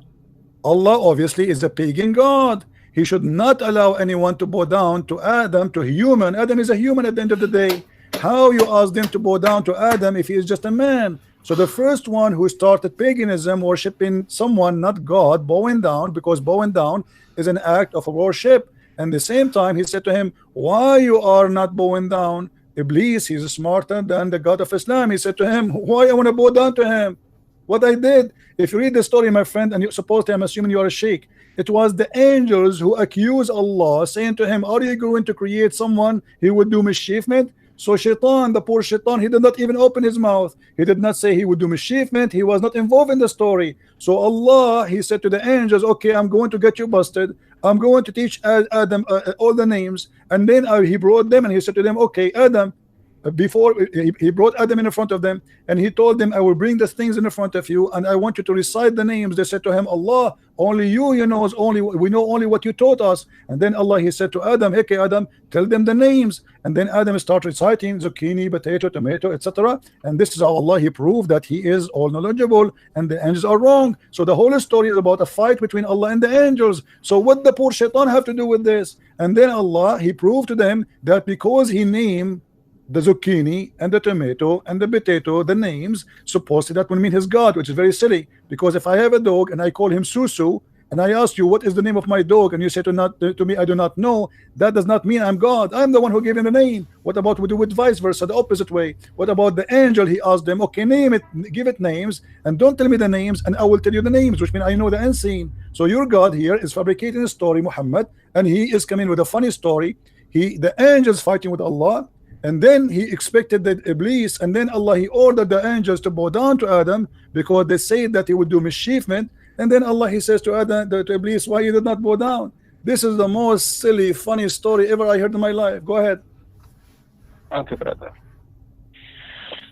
So you, as you know that Iblis, his name at that time was Azazel. What? Azazel. Azazel. You know okay. about this? I know about that. This is your prophet. He took it from the Legion of the Jews. In the Legion of the Jews, if you go to the book, it's called the Book of Enoch, which is a false book. You will see that there's 21 angels. One of them is Azazel, and Muhammad is copying from the Jews. No problem. Go ahead. Okay. And by the way, where do you get this name from? Where it says that his name at that time it was Azazel. Where do you get this name from? Brother, first I have to clarify your misunderstanding. Why? Okay. Listen first. Listen, you are saying first, if God created you, okay, God created you and God gives you an order to do this. Would you do it or not? If God created me and ordered me to do that, to do something. Well, depend. Like if I'm a told you to go and pick up that stone or pick up that tree, take out that tree, big that tree. Would you do it or not? It depends, because if I'm a believer, I will do it. If not, I will not. Yeah, that's thank you so much for that. So if you are a believer, you would do it. If you're a believer in God, let's say Jesus is upon him. He came today. He told you that, Mr. Christian, let's go and kiss this stone or kiss this tree. Would you do it or not? Okay, did Allah say to Muhammad, kiss a stone? You are the one who told me that the Arab. But I'm just giving an example. My friend, you are the one who said to me that the Arab before Muhammad used to kiss the stone. So you're a prophet kissing the same as the Arab pagan Arab, they kiss the stone. He's worshiping the same God. Correct? Wait a minute, brother.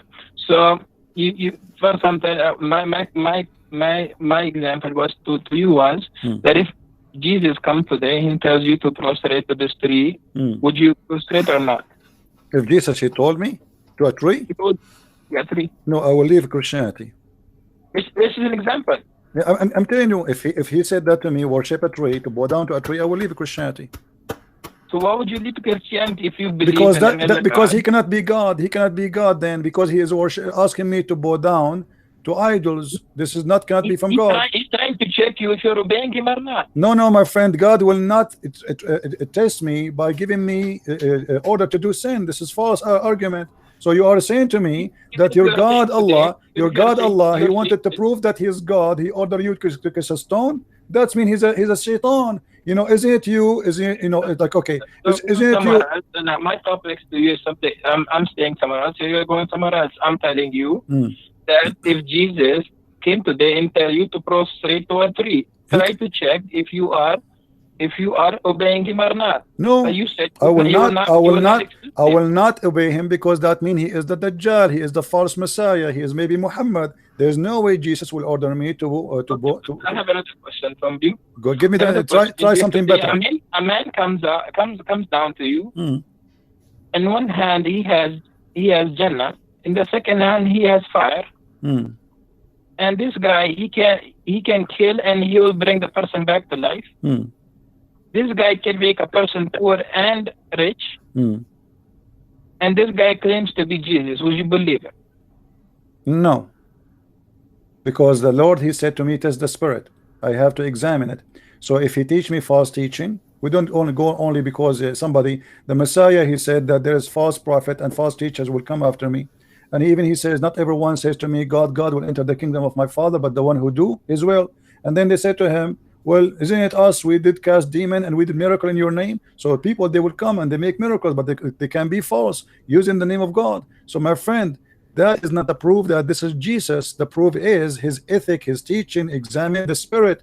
The spirit of God is holy. Your God cannot be holy, and you are the one who just a second ago you said to me that the black stone was sent from heaven. What kind of God you will teach that there's a stone sent from heaven and that make it holy? By the way, you are wrong about that, because according to your Islamic books, the black stone became black. It only because of sin.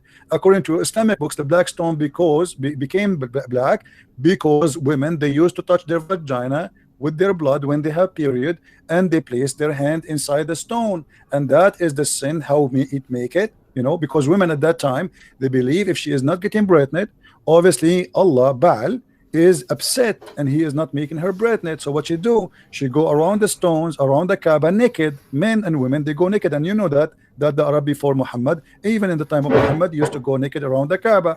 And then the woman, she placed her hand in her vagina and she put it in the wall, in the black stone. You are explaining the Arab before. Yes, but this is what Muhammad, he got it from the Arab. You said to me that Allah, he said that this is a black stone from heaven, but you are trying to ignore what you Muslims says. This is not even the Arab what they say. This is what the Muslims believe. Let me show you, my friend. Here we go. This is Tafsir al-Hawi. You can see the screen, right?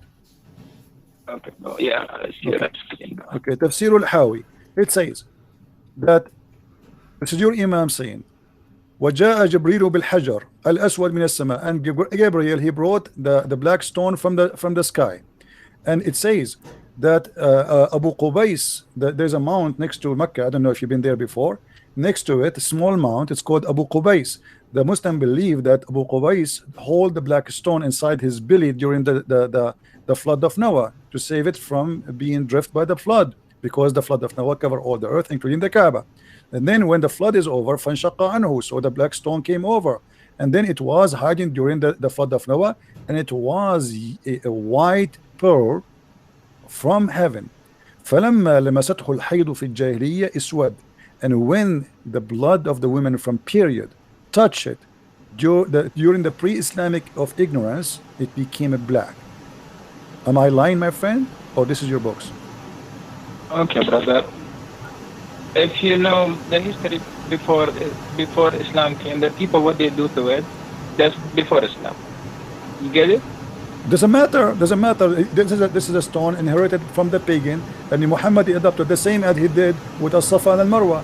Isn't it? As-Safa and Al-Marwa, it was a practice of the pagan before Islam, and then the Muslims, they refused to practice, and then Muhammad, he said to them, don't you know that Allah, he just gave me a verse saying that As-Safa and Al-Marwa is from the ritual of Allah. How in the world the Safa and Marwa is from the ritual of Allah? From Allah, because if you know the mother of Ismail, when she put her baby on the floor and she was looking for water, and because the baby was crying and she had no food, no milk in her chest, so she would go to one mount and look for water, and then walk to the other mount and look for water, to see if any caravan is coming.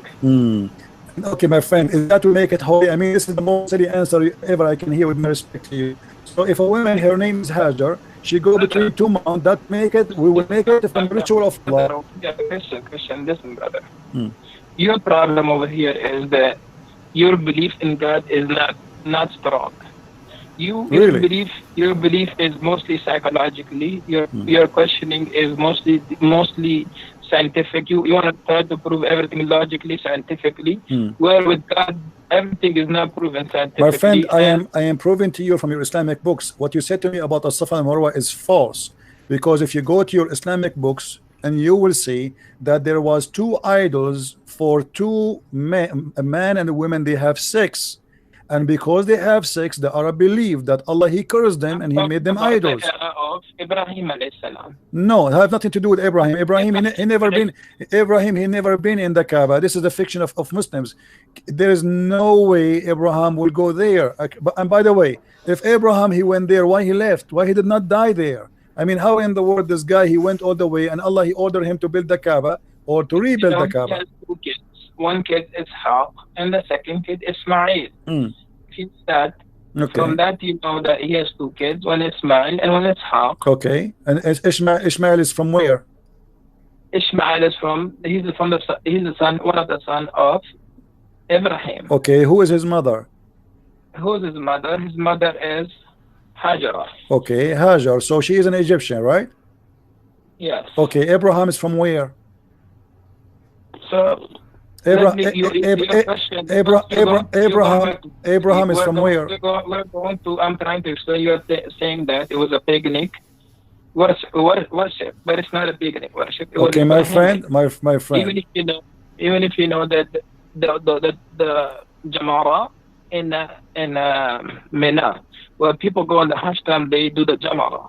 Do you know why people do Jamara over there? Because this is from the pagan belief that there is a shaitan. He have a house there. Brother, it's not a pagan belief. It's a pagan belief.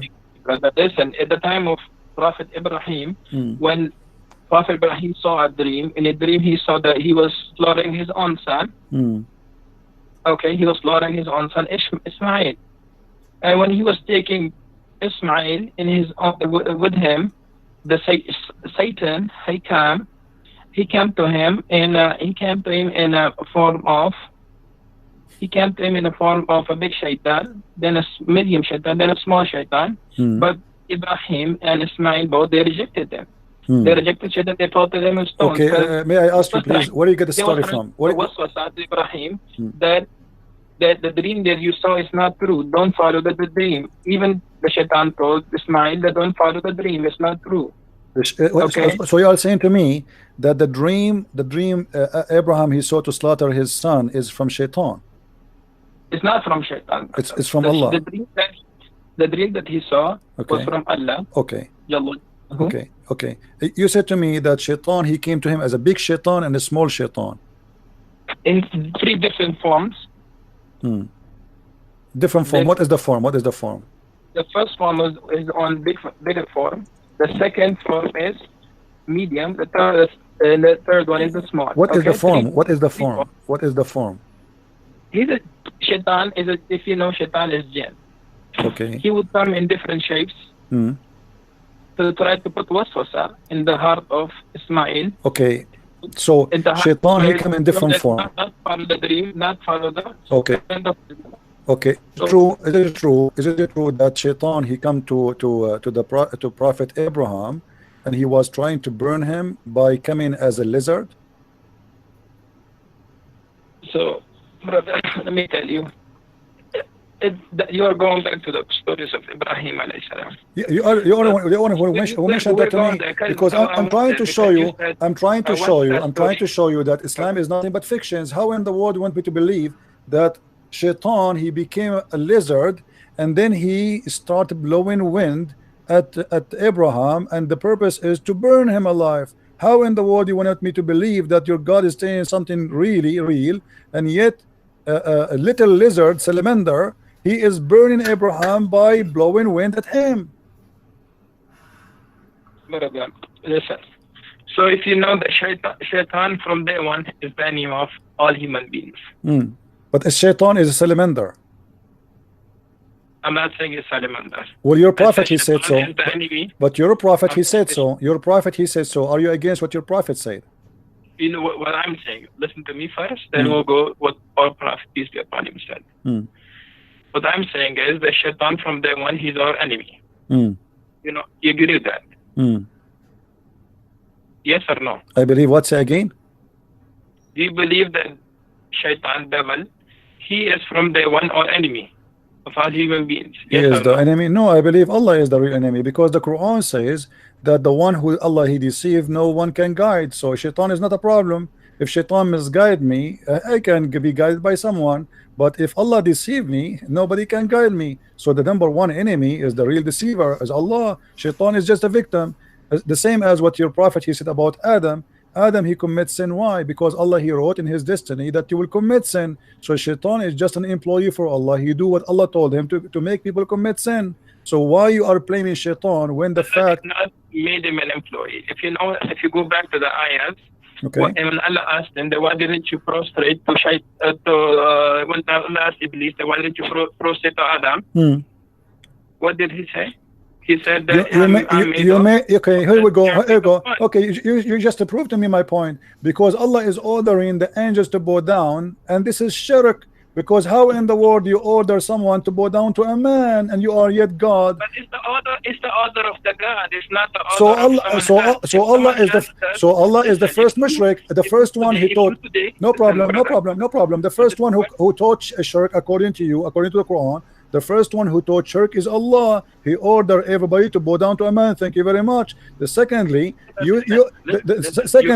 my friend, let me answer you. Secondly, you said shaitan, he said to him, why I'm going to bow down for him? And he's right. I mean, why? Shaitan, he commit no sin. He did not do anything wrong. And yet Allah went on to bow. He is not even part of the conversation. It was the angels arguing with Allah. So why he get angry from shaitan? Number three, shaitan is saying to him, you created him from mud. I created me from fire. And now you are saying to me that Allah will send shaitan to fire to burn in hell. That's crazy. He's made from fire. And number four, your prophet, he said in the hadith that Adam and Moses, they have an argument. And Moses says to Adam, oh Adam, you are our father. You deprived us and caused us to come out of paradise. Adam said to him, you are Moses. Allah chose you for his speech and wrote the Torah for you with his hand. Do you blame me for doing deed which Allah had decreed that I should do 40 years before my creation? And then your prophet, he says, so Adam, he refuted Moses. Adam, he refuted Moses 3 times as usual. So as you see here, Adam, he's saying to Moses, can you blame me for the sin which Allah, he wrote for me, and I have to do, I should do, I have no choice. So why you are playing the devil? The devil is a poor guy and Adam is a poor guy. The real one we can blame here in this case is your God Allah. He is the one who wrote the scenario. Okay, Adam, I will make you, I will force you to commit sin. So Adam had no choice. He forced shaitan to commit sin. He ordered shaitan to be the enemy of man and to commit sin, and he orders Adam to obey shaitan, and now we have a sinner, his name is Adam. So in the debate here you see in front of you, and this is Sahih hadith, where your prophet agree that Adam was right and Moses was wrong. So how you can say to me who is the biggest enemy to mankind? I say it is Allah, because if I am Adam, I will be now crying for the unjust. Allah, he made me do sin, and yet he punished me and he kicked me out of heaven. But it was him who forced me.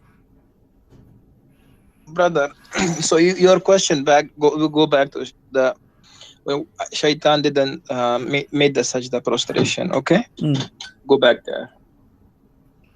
Just wait a minute. What do you want to answer about this one? You don't want to answer about Allah, he is ordering about your prophet explaining that shaitan and Adam are victims of Allah crime? Okay, brother. So I was trying to tell you that we should go back. So let's say today, President Trump, being that, because I live in America today, he made the shutdown today. Okay, he made the shutdown for more than, now it's the second month that he did. Okay, can anyone stop him to? Can anyone tell him to open the government if he doesn't want to? So you are saying to me, your God. Can anyone just listen first? Okay, I'm let me answer you. You said to me, can anyone? Then we'll go back to the world. So you are saying to me that your God is evil, the same as a Trump. He decided evil is Trump now, and he decided to shut down. So what is comparing to? I mean, can you? Who cares if I can or not? If he is so evil, he is so powerful, does not change the fact that he is evil. So you are saying to me, we have an evil God who make us commit sin, and we have no choice but to obey his sin. You are keep on interrupting what I'm saying. No, I am not. You're not letting me talk.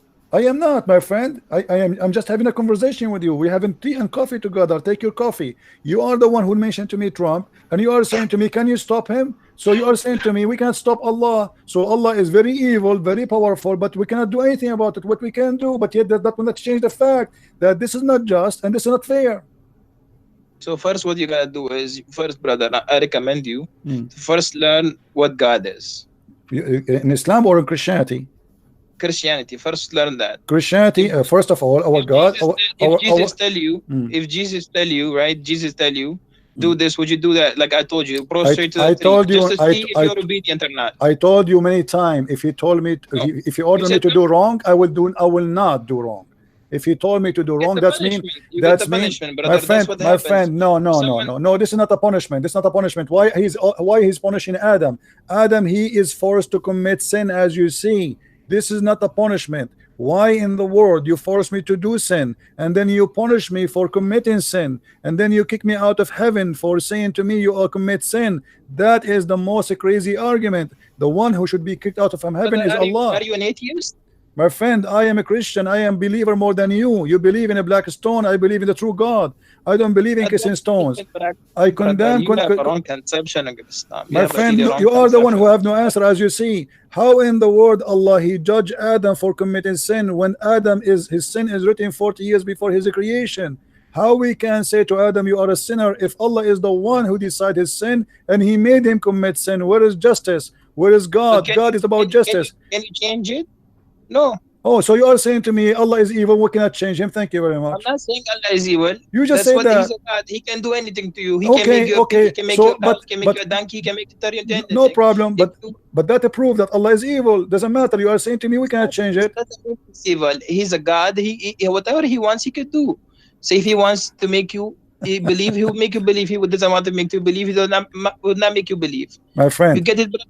My friend, can I have your you are a sheikh in which mosque? And maybe if I stop in New York one day, I can pay you a visit if you don't mind. Okay, brother. So come to Astoria. Astoria. Can you give me the full name and the address in Skype? On my you are a nice person, I have to admit, you know. And I apologize if I am really too much tough on you, but I have to say the truth, and the truth have to be as it is. But as you see, my friend, your explanation to God that because he is so powerful, so he can make us commit sin and then he will punish us for doing sin, which he made us do, that is not God. God is about justice. Isn't it you Muslims, you call your God Al-Adil? Al-Adil means the just. How he can be called such a name after this? To call somebody Adil, you have to be just. Brother, listen to me, brother. If you really look into it, that what is God first, right? God is someone who created you, right? Yes. Who created us from dust. If God created us from dust, and He now ordered you to do this and do that, would you follow it or not? You said no. You will not follow it. I told you. You see, yeah, God, He gave us. But for me, brother, for me on my side, whatever God tells me, whatever He says, I will follow it. But you know what God never told us to kill innocent people. Never, brother. It's a wrong concept about Islam. You know about this. That God never told us to kill innocent people. God never told us to go and kill. Are you sure? People, anyone? No, never. God never told Muslims to kill innocent people. Really? God never told anyone. Because my student, he told me that you come on the show live and you tell people that Islam is an evil religion. Islam teaches evilness, but Islam never does that. But okay, my friend, let me ask you. When your prophet he attacked Bani al-Mustaliq, did they commit anything against him? Bani al-Mustaliq, they never fought him. He attacked them, he killed the men, he took the women, and he raped them. So what do you mean he did not command? Isn't it your prophet, he said in chapter 9 verse 29, go and kill the Christians and the Jews unless they pay you the jizya? Your God, he is teaching gang mentality. If we pay you jizya, we pay you money, we can live. And we can even stay kuffar as long we pay. If we don't pay, we die. So how you say to me Allah never ordered to kill innocent?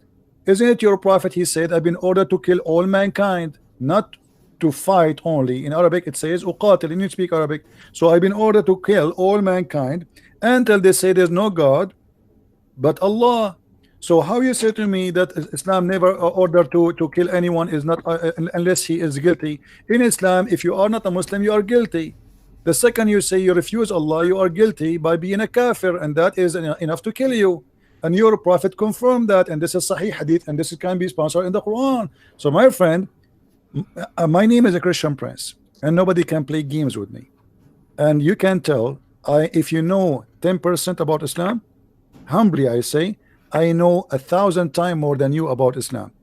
Don't make things. I know nothing. I'm zero. You are. No problem. But people can be judged. But you are saying things to me. You cannot prove it. How in the world you say to me that Islam order us not to kill innocent people? It is Islam saying kill innocent people.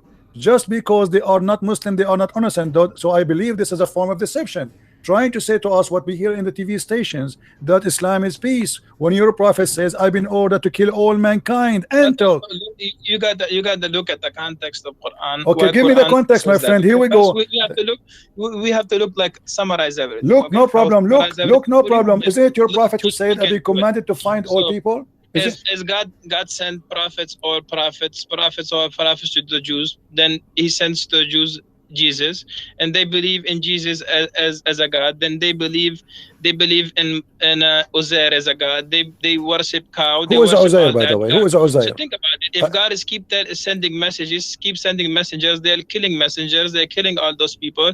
They're killing those people who are believing.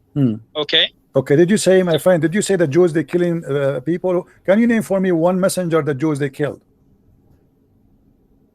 The Jews they killed Yahya. Can you show me the reference, please? They have more other prophets. We don't have. We listen, brother. We follow.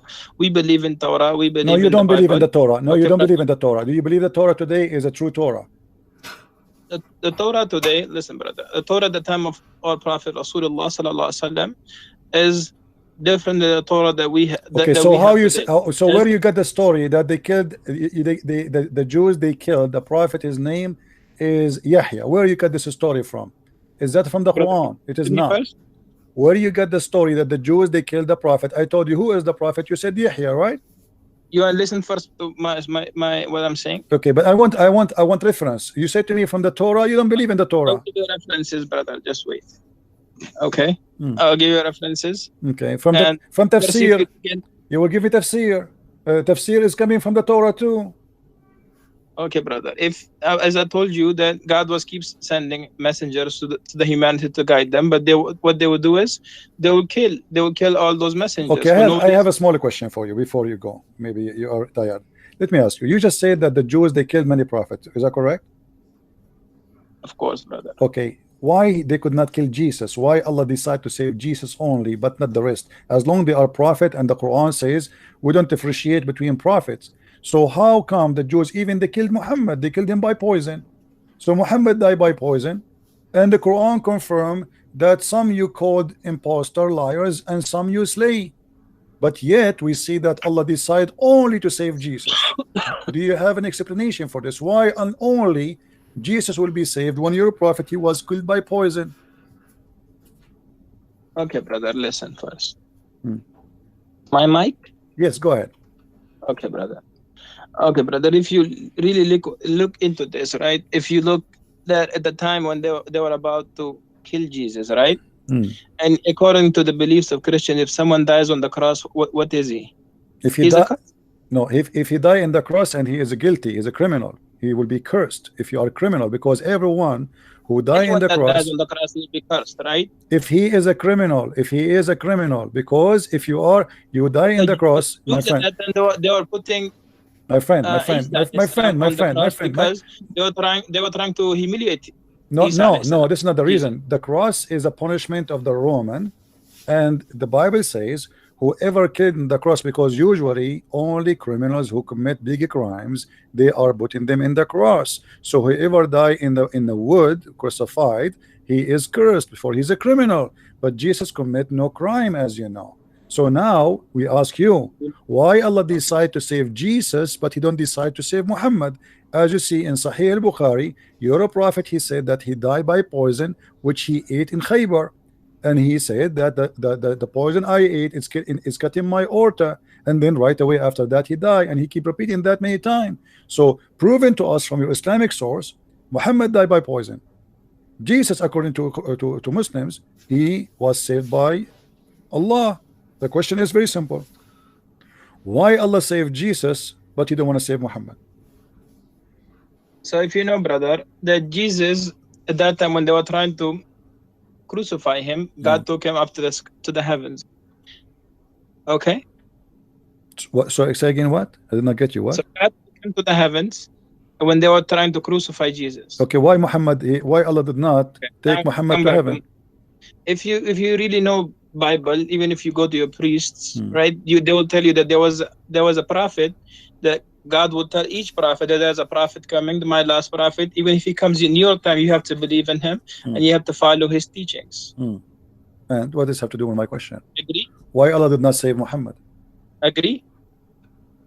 That Allah told every prophet that I will send a prophet, that will be my last prophet. If he comes in your time, you have to follow him. What last whatever prophet? Who is the last prophet? As I'm saying to you, that even in Bible, is even in Torah, okay, that God told that there will be a messenger, the servant of Allah will come to you. The Bible says that. The seals of the prophethood. I don't know. I just learned this from you. I never even saw the word Allah in the Bible. What are you talking about?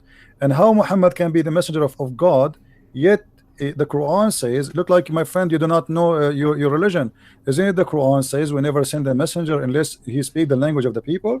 So in order for Muhammad to be a messenger to the Jews, he have to speak the language of the Jews, and he have to be one of them. And this would be a contradiction for the Quran. Look like you Muslims, you don't respect the Quran and you make fun of Allah's words. In chapter 14 verse number 4 says, we send not a messenger except to teach in the language of his own people. So in order for Muhammad to be a messenger for the Jews and for the Christians from different ethnic group, he have to be from the people, speaking the tongue of the people. So how you explain that to me? So you are contradicting yourself, contradicting your religion, and you are showing no respect to the book of Allah. Brother, I show all my respect to the book of Allah, brother. So why you are saying that to me? How Muhammad can be a messenger if the Quran is saying we never sent? We never sent, no exception. We never sent. That means that at the time of Musa alayhi salam. No, my friend, this is not in the time of Musa. This verse came in the time of Muhammad. Okay, that came in the time of Muhammad, but God is talking about that we sent messengers to the people in their own language. Oh, correct. So Muhammad, he was sent. Okay. But we never Muhammad sent. was sent to the Arabian people. Okay. Over there were Jewish people and there were Christian people over there too. But no, but they are not from the people. They are not Arab. The Jewish they are refugee. So we never send. So what the Quran confirming here, and even the Quran says we send you to we send the Quran in Arabic, so you can warn the people of the town of Mecca and what is around it. Correct. So the Quran confirmed that this is only for the people in Mecca and around it only, and those who speak the language. So how Muhammad can be a messenger mentioned in the Bible, that is different story, which is fabricated by the Muslims because they are looking for any proof that Muhammad is a prophet. But as you see, Muhammad cannot be a prophet of God for a very simple reason. You should not kiss stones, you should not go around the stones, you should not believe in the holy stones, and you should not be a pagan. And Muhammad, everything he taught you about the Safa al-Marwa. A Safa al-Marwa is nothing but a man and a woman, they have sex together, as you see in the screen.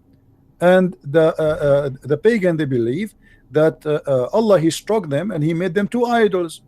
And this is the book of Asbab al-Nuzul, the same book we read it from before. You're a scholar, so your scholar is teaching that there is two idols, they were there and they were worshipped by the Arab pagan. And this is why the Muslim, after they joined Islam, they thought Muhammad will change this. This is why it says we refuse to perform as-Safa al-Marwa. And then Muhammad, because al-Ansar, they like to do as-Safa al-Marwa, so Muhammad, to make them happy, he says that the Safa al-Marwa, they are from the shrine of Allah. Read with me carefully. Ibn Malik said we dislike going between as-Safa and al-Marwa because they were the shrine of Quraysh. They are pagan of the pre-Islamic period, and we abandon them in Islam. Now, do the pagan of Quraysh believe in Abraham and the story you told me? No, this is fiction. That's what I'm telling you, brother. Okay. The people of every time, if you look, go to the time of Musa alayhi salam. At that time, if you look, the people that are first following Musa alayhi salam when Musa alayhi salam was there. What Musa alayhi salam? Those are pagan Arab. They have nothing to do with Musa. Right? Come on, my friend. Brother, I'm telling you something. You have to listen now. Okay? they were following the teaching of Musa.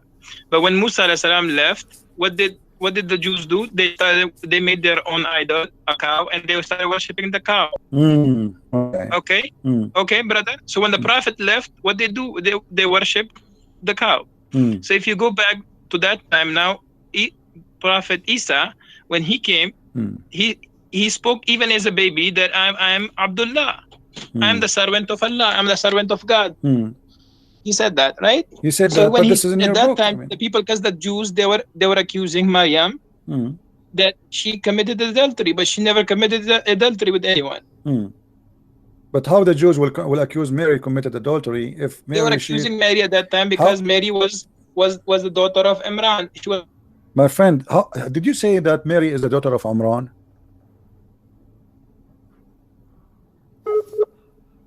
Oh, we are losing him.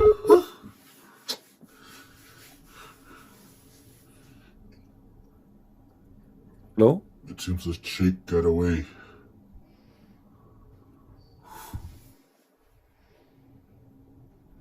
Hello?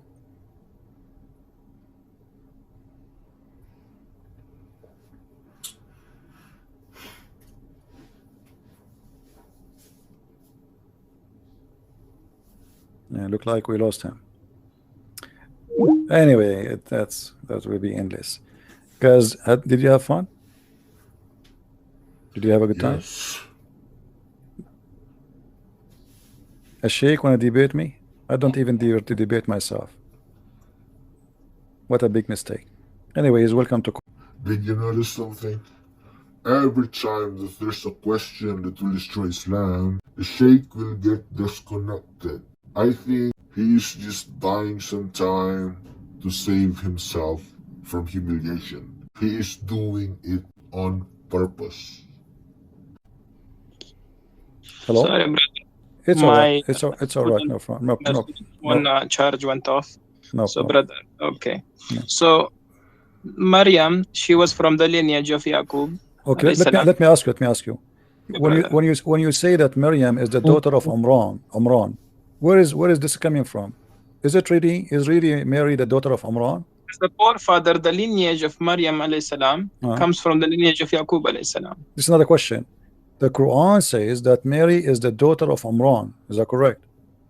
Yes, of course, brother. Okay, what is the name of the father of Moses? Imran. Okay, so now we have Moses and Mary. They have the same father, and they are brothers and sisters. Even today, brother, can't you have two in one family? No. You have, let's say, your name is Christian. No. Your name is Christian. First of all, Moses is not from the same tribe of Mary. This is number one. Secondly, I'm saying lineage. I'm not saying tribe, brother. I'm saying lineage. Still lineage will not be the same, because at the end of the day they are from the same tribe. Secondly, the father of Mary, his name is not Imran. So why Muhammad he quote a wrong name? Simply because he thought that Maryam, the sister of Moses and the sister of Aaron, is the same Maryam is the sister of Moses, the mother of Jesus. So Muhammad he says, Ya Ukhta Harun, or sister of Aaron, because he thought that those are family, and all of them they have one father. His name is Imran. So your prophet cannot be a prophet. How he cannot quote a name correctly? His history is wrong, and he quoting name wrong, and he claimed that Aaron is the same, have the same father as Mary, which is Imran. In the same time, he said to her, "Oh, sister of Aaron." So this is additional proof that your prophet cannot be a prophet. It's a fiction. It's a lie. Same time, go and read the Bible. Why the Christians even need to change the name of the father of Mary? Why even the Jews need to change the name of the father of Moses or Aaron? In both name, your prophet he called them wrongly. You have so many questions, brother. I know you have so many. Man, that's good to have questions always. All right. Allah loves those people who have questions. No, my friend, this is not true. This is not true. The Quran. No, Allah don't love those who have questions. This is not true. In chapter 5, verse number 101, Allah says, "Ask not questions." So why you say to me Allah he loved those who ask questions? Ask no questions. At time today we have complete Quran today. Is for the people at the time of Muhammad, peace be upon him. They didn't have the complete Quran. They didn't have the understanding that today we have. What does that mean? You get it, brother? What does that mean? Okay, brother. Today we have a complete Quran. We don't have a complete Quran. Where do you get this from? Where do you get this from? Isn't it Aisha, she said that the chapter of Al-Ahzab used to be equal to the chapter of Al-Baqarah? Isn't it Umar, he said that the Quran uses 1,027,000 letter, which means we don't have even 25% of the Quran? Isn't it Aisha in the hadith, she said we were busy with the Prophet, a goat came and ate the Quran?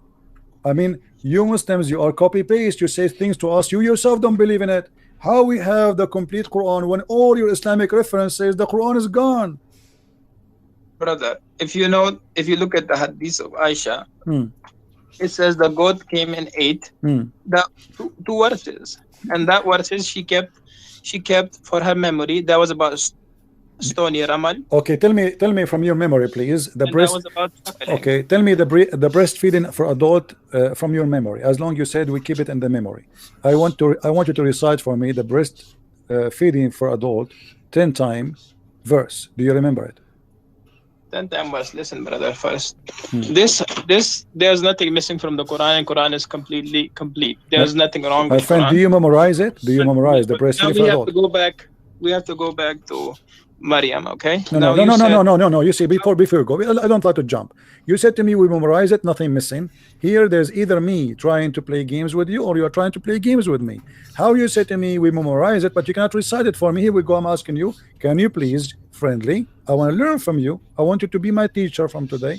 Can you recite for me the breastfeeding for adult 10 times, which the goat ate it? You said yes, we memorize it. Okay, I want to hear it. Go ahead. The words of stone and breastfeeding an adult 10 times was revealed. Okay. And the paper was under my pillow when Messenger of Allah died. Upon him, we were preoccupied with this, that, and the time Sheikh came and ate it. If you look, go a little bit down.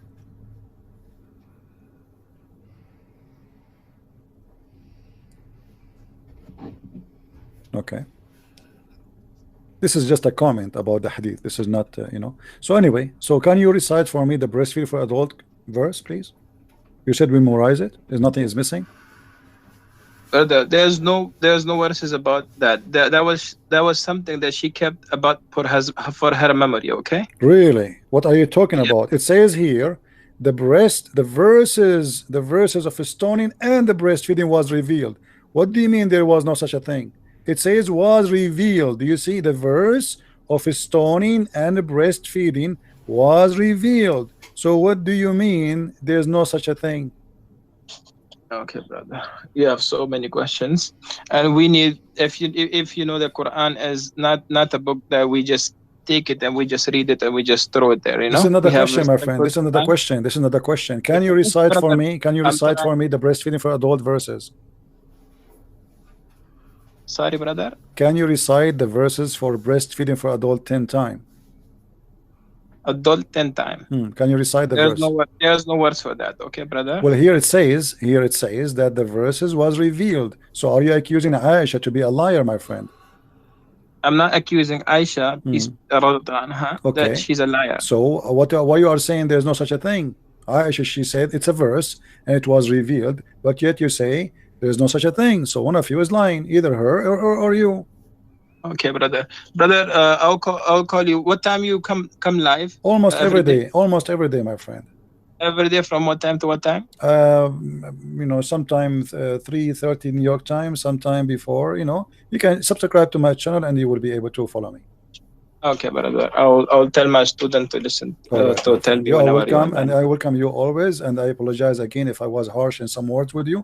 I don't mean to be harsh, but you have questions. I know you have questions about Islam, how it was revealed, why was Prophet Muhammad a prophet, why was Quran revealed, why was each verse revealed, why we have everything from the from the Bible and the Torah. You are saying this. When why we what you have so many why. So inshallah we'll answer all your whys. Yes, Inshallah. but nobody can answer them, as you see. Until now, you did not answer anything. And the last one, you are trying not to answer. Brother, Why you don't? I told you that my friend, before you go, I understand you are going. You are going. You said no, because so you don't know the concept of God first. My friend, before you go, just the last question I asked you, why you don't answer it?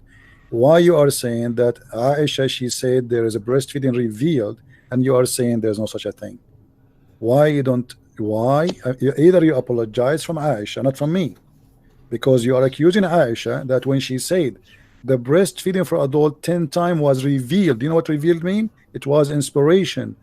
Either you apologize from Aisha or you say I don't agree with Aisha. Okay, brother, let me see the hadith again.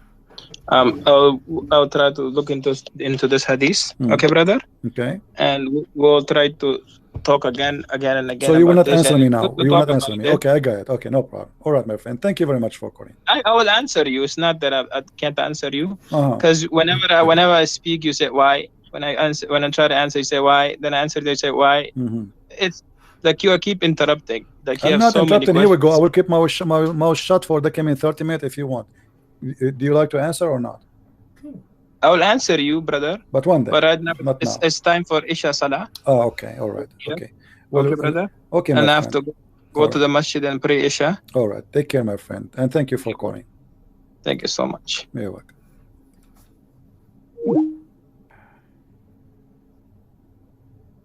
You have to go to pray. Did he say you have to pray for Isha?